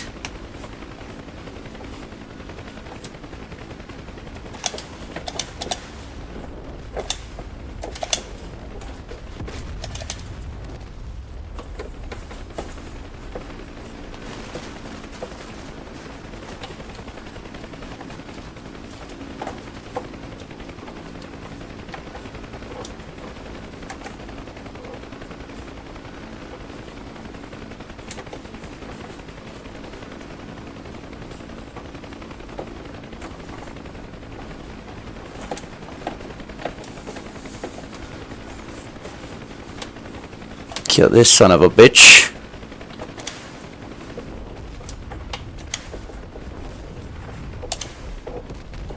Knocked his ass out. Nice.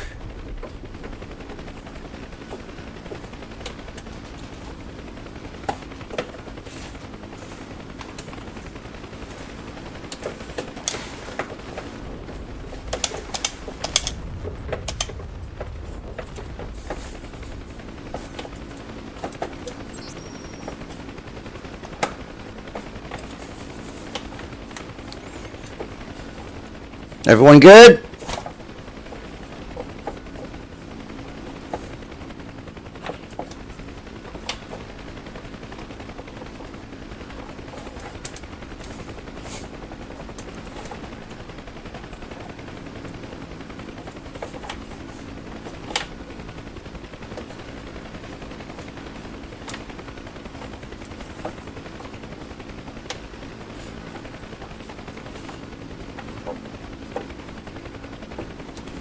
Too close for rockets, switching to guns. I think that took care of them.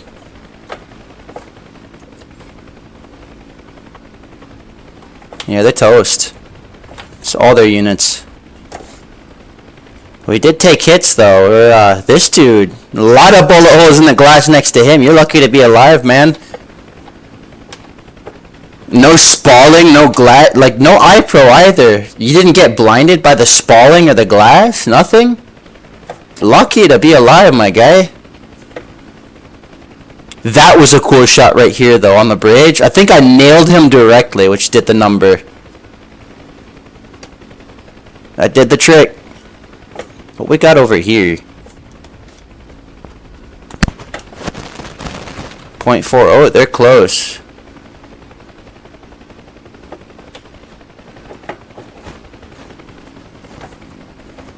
An overall, oh fuck, we need the rockets quick.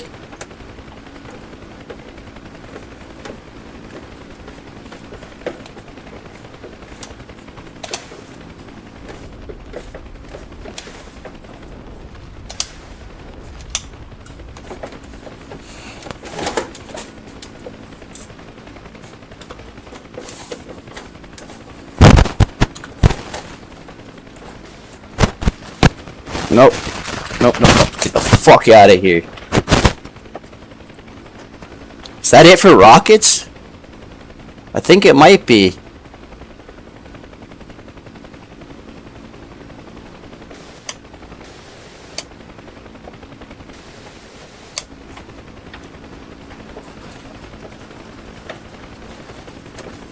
As long as we stay low and they don't have...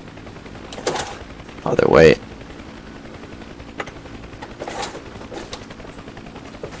If they don't have service to air, we'll be good.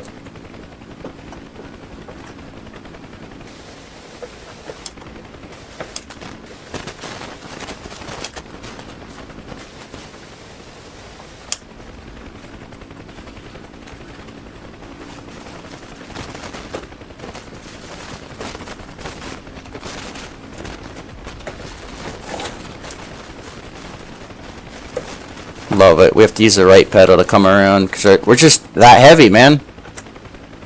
We don't have the torque to come back that way. Not unless we're flying at it.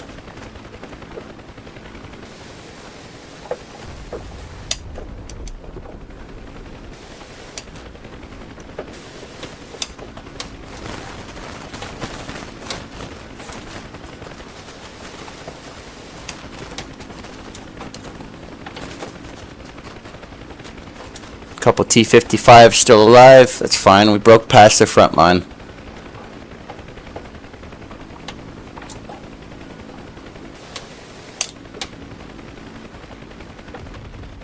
More Urals on the way. Ammo is looking pretty decent. Man, these miniguns have everything for ammo. They just don't stop.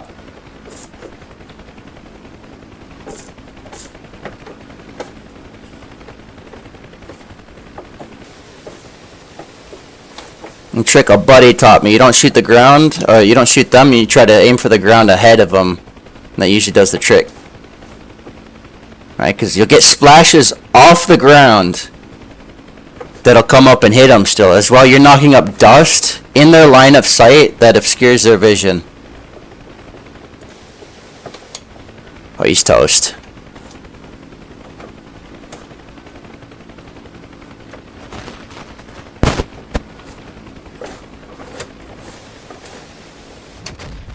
Toast.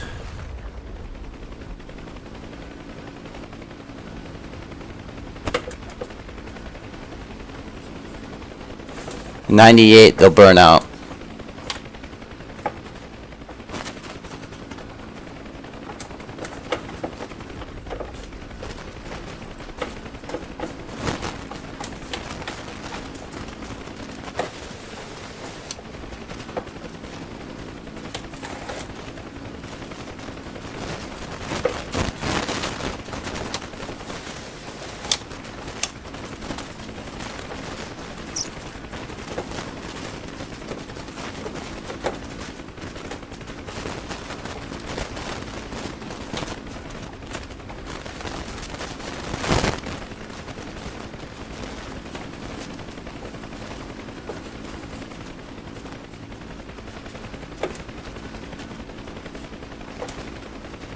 Our fuel looking like we're doing okay on fuel. I'm hoping we're not leaking though. That's the problem. We did get shot. I'm gonna have to check the trend on that. Although it looks like we're okay. But I want to really keep an eye on it right now, because if it gets ahead of us, we're a bit far away from our base. If we can't make it back, it's a no-go. Now this comes with self-sealing tanks, but they're only good up to a point. Right, you get enough holes in them, they will... Hey, you know what? I think we're out of rockets anyway. Let's just go back. Re-up on fuel. We don't have to do another line job. We just have to... What's up with our T-55s? Did some of our units get squashed?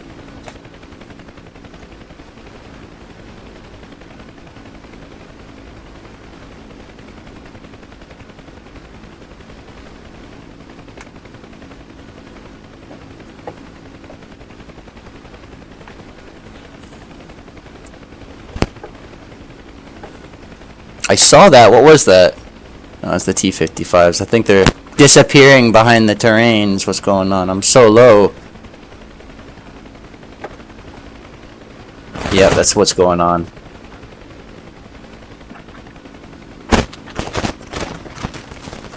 That smoke is just the fire that we flew up to. No server. This is single player.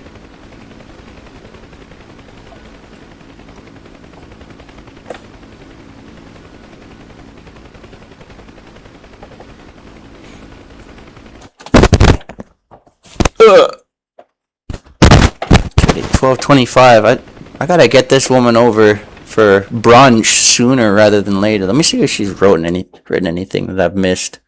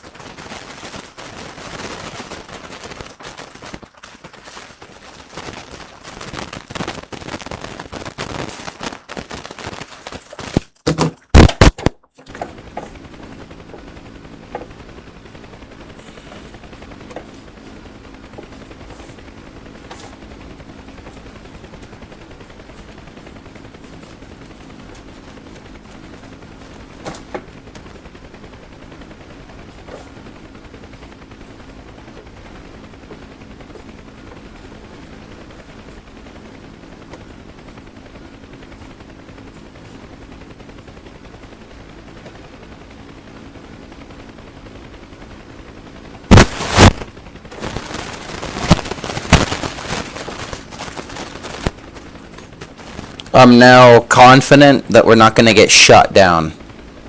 That was my primary concern, but I'm not seeing friendly units out here. Oh, fuck, yeah, I think we did get overrun somehow. I'm gonna paint the target, though, real quick.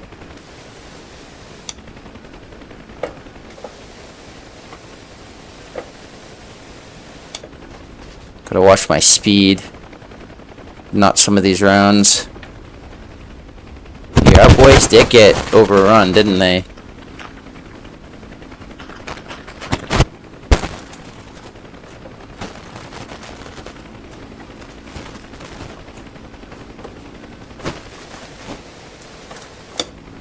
Nothing. Not even worth it. Fuck off. Fuck off. They're tickling us pretty good, aren't they?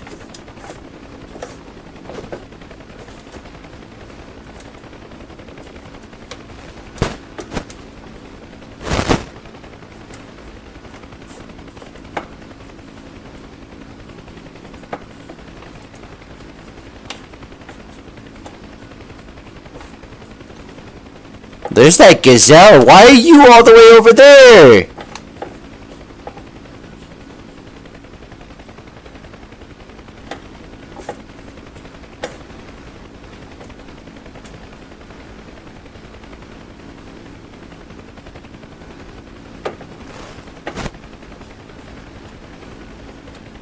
Alright, I'm gonna do this number.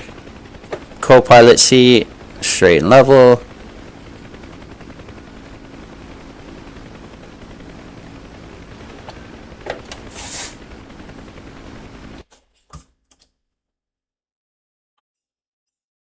And we're headed towards the FARP. Good. Good, good, good, good, good. I might just relax for a second. Because as long as we don't fly into anything, we'll be okay.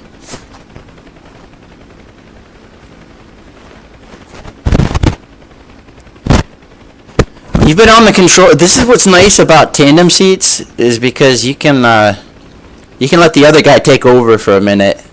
And you can relax. Because it is mentally taxing, or it's at least, you know, proprioceptively taxing. Because you're constantly on the controls. You're always correcting. You're always doing something. There is no rest. It isn't like, it's not like a jet where you can just put on autopilot and chill. You need somebody, a monkey, to fucking fly it for you. You need a dude like this dude to fly it for you. We're tracking pretty good on the altitude, but it does feel like we might start coming up on those trees up ahead. We'll see. If I sense that we're in a bad spot, I'll come. We're looking like on our travels. Still got a ways to go.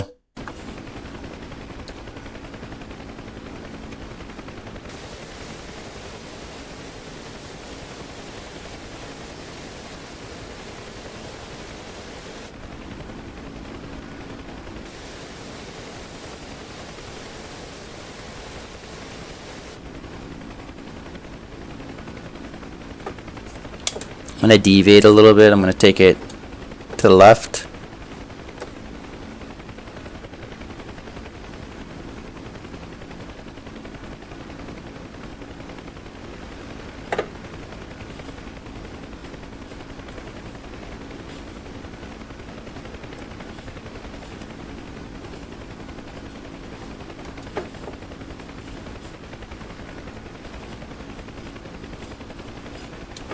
Here we are. Azimuth looks good.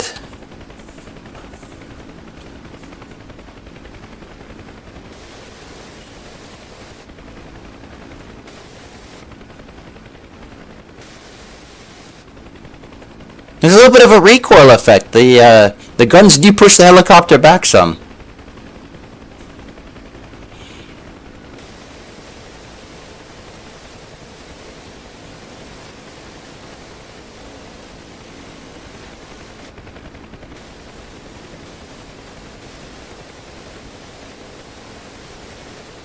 commit a war crime.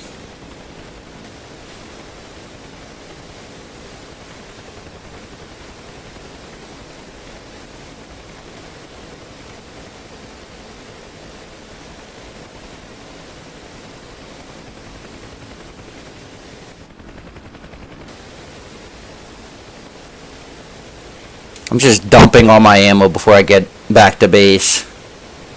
One is gonna make us lighter, and two, it's kind of fun. This is fun to play with. All right, that's all she wrote. What do these guys got to say?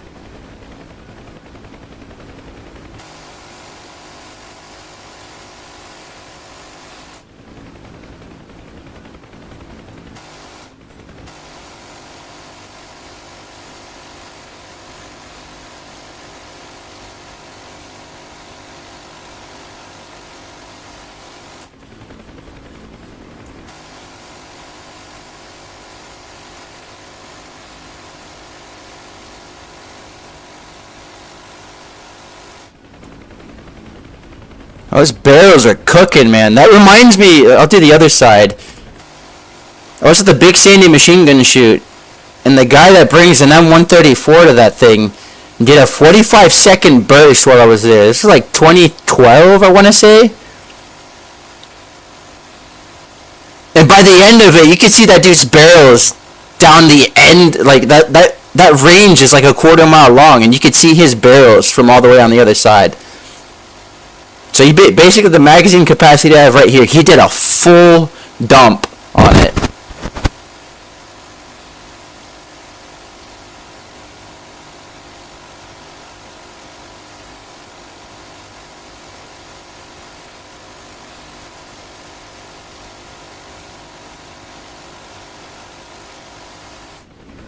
Just like that. And from the end of the range, you can see this dude's barrels. Crazy shit. And that's all she wrote. Just in case we had rockets that we hadn't used. Nope. We're out. I'm actually going to hit the jettison switch as well. Is that it? Yeah, that was the jettison. So if I double check, yeah, we dropped our rocket pods. We're good to go.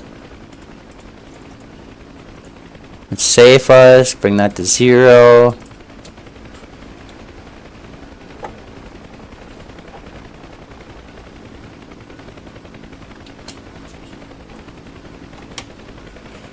Let me check the chat. I've been flying for a second. Ooh, let's not crash.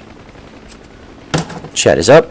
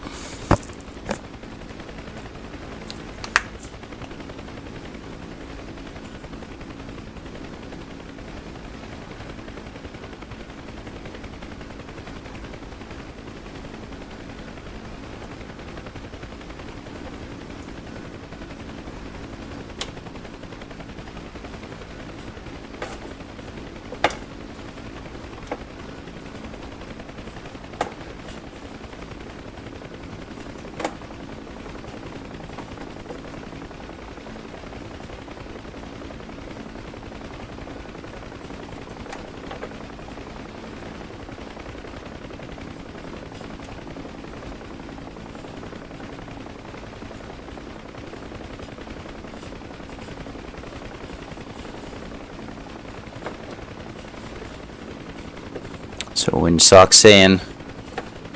I think the wind stays consistent on this map. Pretty sure. Yeah, we're good. Proper approach. That's what I thought too. This is the right on the 6 is where the wind's been coming from the whole time.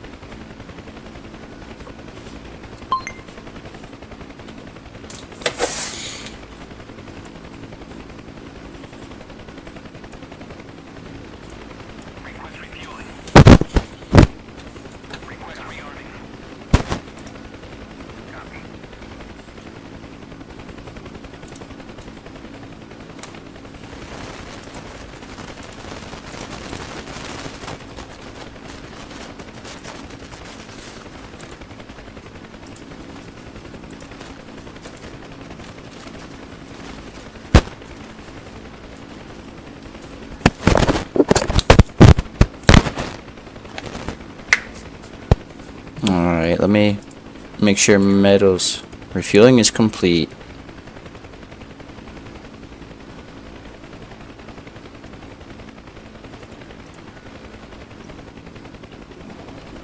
Killed metal.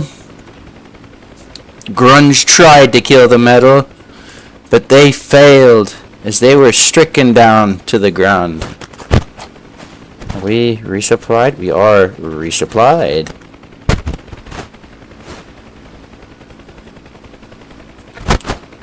And co-pilot at 100. Rearming complete. Thank you, thank you. Up, up, and away. Now, can we get repairs? That's what I'm curious about.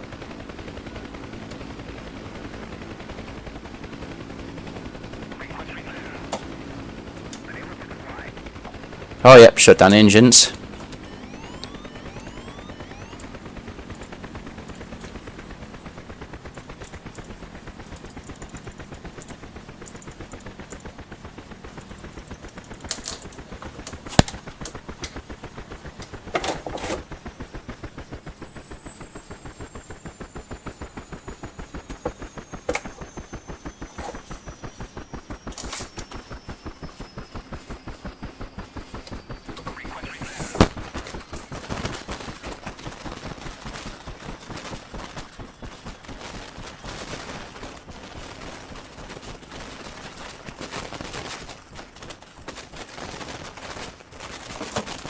Let's actually get ground power going as well. Just in the meantime. Chief, turn on the ground power. Are our radios on?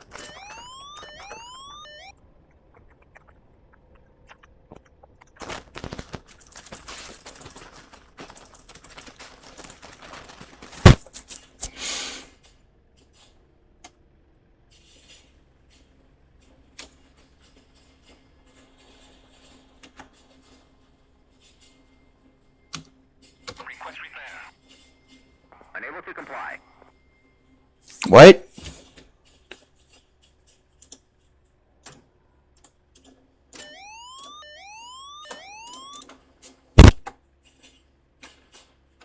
Request repair. Unable to comply. I guess we wait for this to stop spinning. Oh my goodness, you can't ask for better than that. I think that's actually just about perfectly aligned. Just about perfectly aligned. Let's try now. Request repair. Copy. There we go. Alright, so it's going to be a minute before we get repairs. We are rearmed. We are refueled.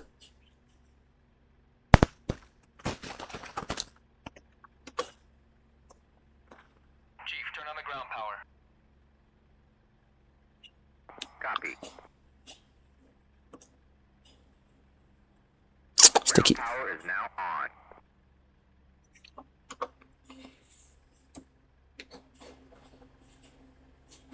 So we make sure we're set there properly.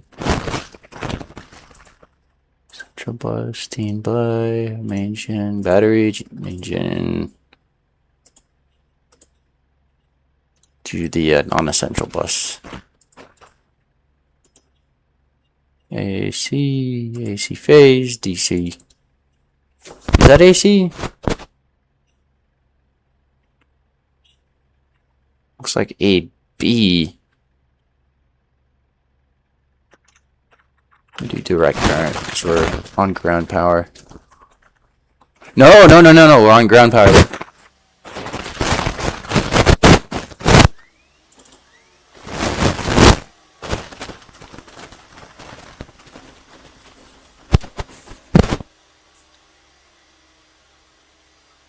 Another minute and a half for the repairs. Let's take a look at our map. Yo, that we did that though. We made it through the mission. We killed our target. We made it back, and we're alive. Everybody on board is he's good. He's good. He's good. We're all rearmed, refueled, fixing to be repaired in a minute. Dude, life is good. We're doing really good. I'm happy with this.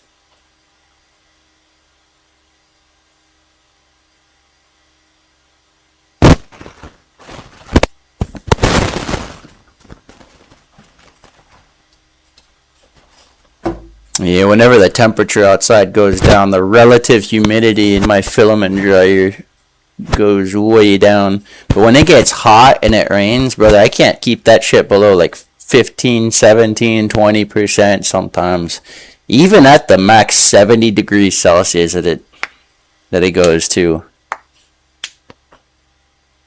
70 degrees is kind of an insane temperature. But that's what it takes to drive out some of the humidity out of this filament, keep it from bubbling and all that. Aircraft repair started. So how long is the repair going to take? Oh, they're probably going to be done in a minute. We're sinking.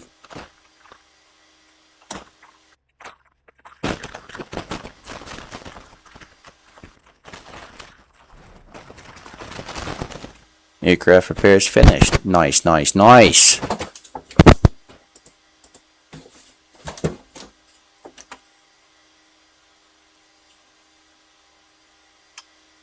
Chief, turn off the ground power. Copy. Ground power is now off.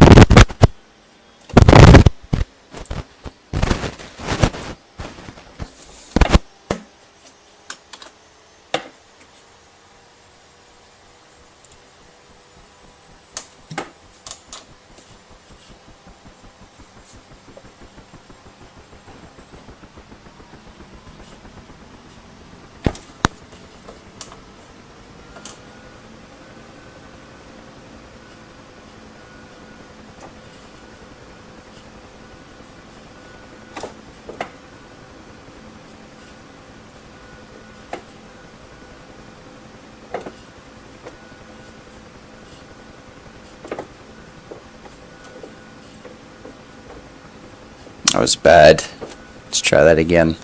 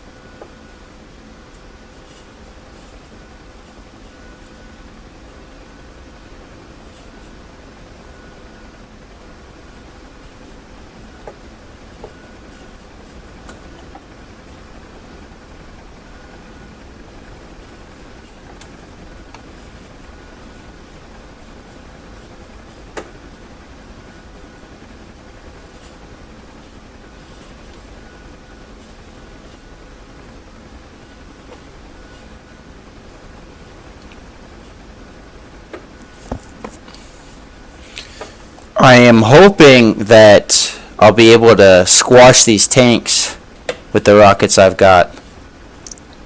But I have my doubts. They didn't seem to take any damage before, and I have my doubts that they'll take damage now. But we'll see. We'll see. You never know.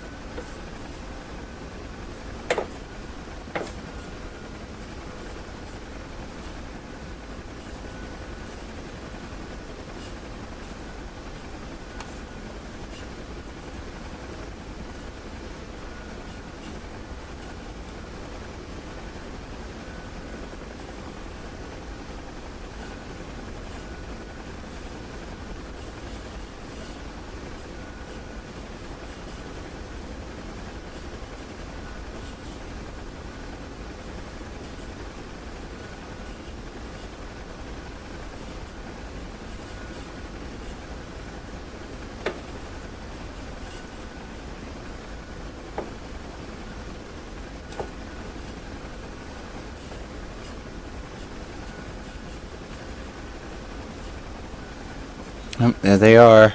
Should be the third one in a second. Unless two of them showed up at exactly the same time, which I didn't see. Nope, there they are. 1, 2, 3.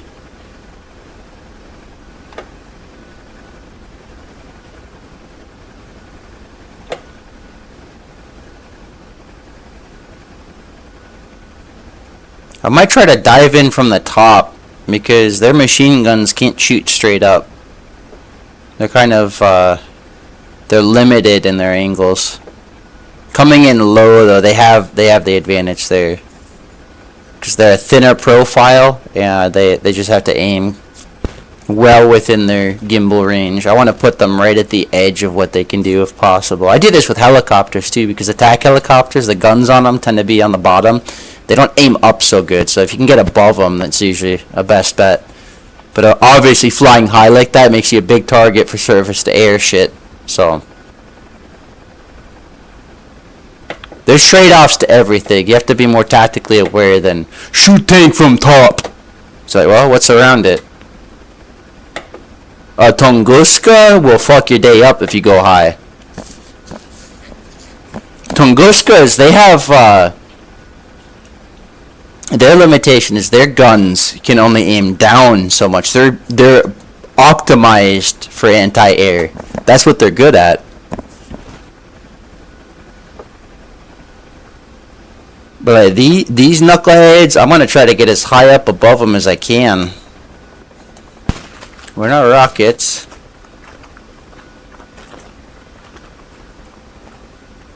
Set to single. Safety switch is off. And we're coming up on the threshold about where they're probably gonna start lobbing some shots at me, some pop shots.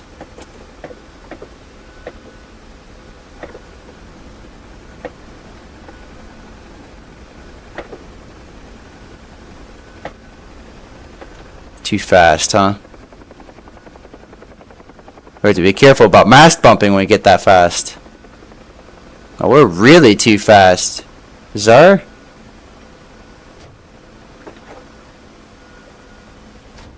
airspeed stuck right now? I think our airspeed might be stuck.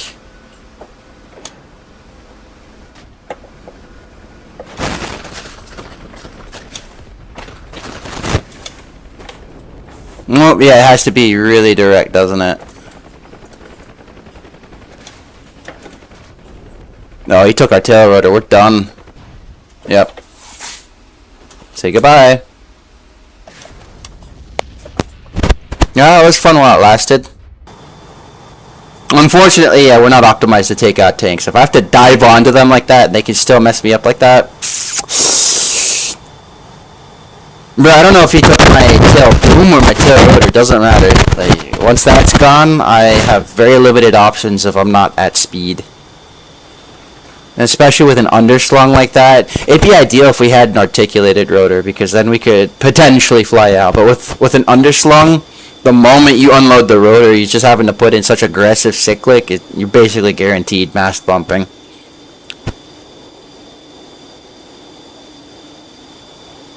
They work, they're economically efficient, they stow nicely, but they're just unsafe for those kind of conditions.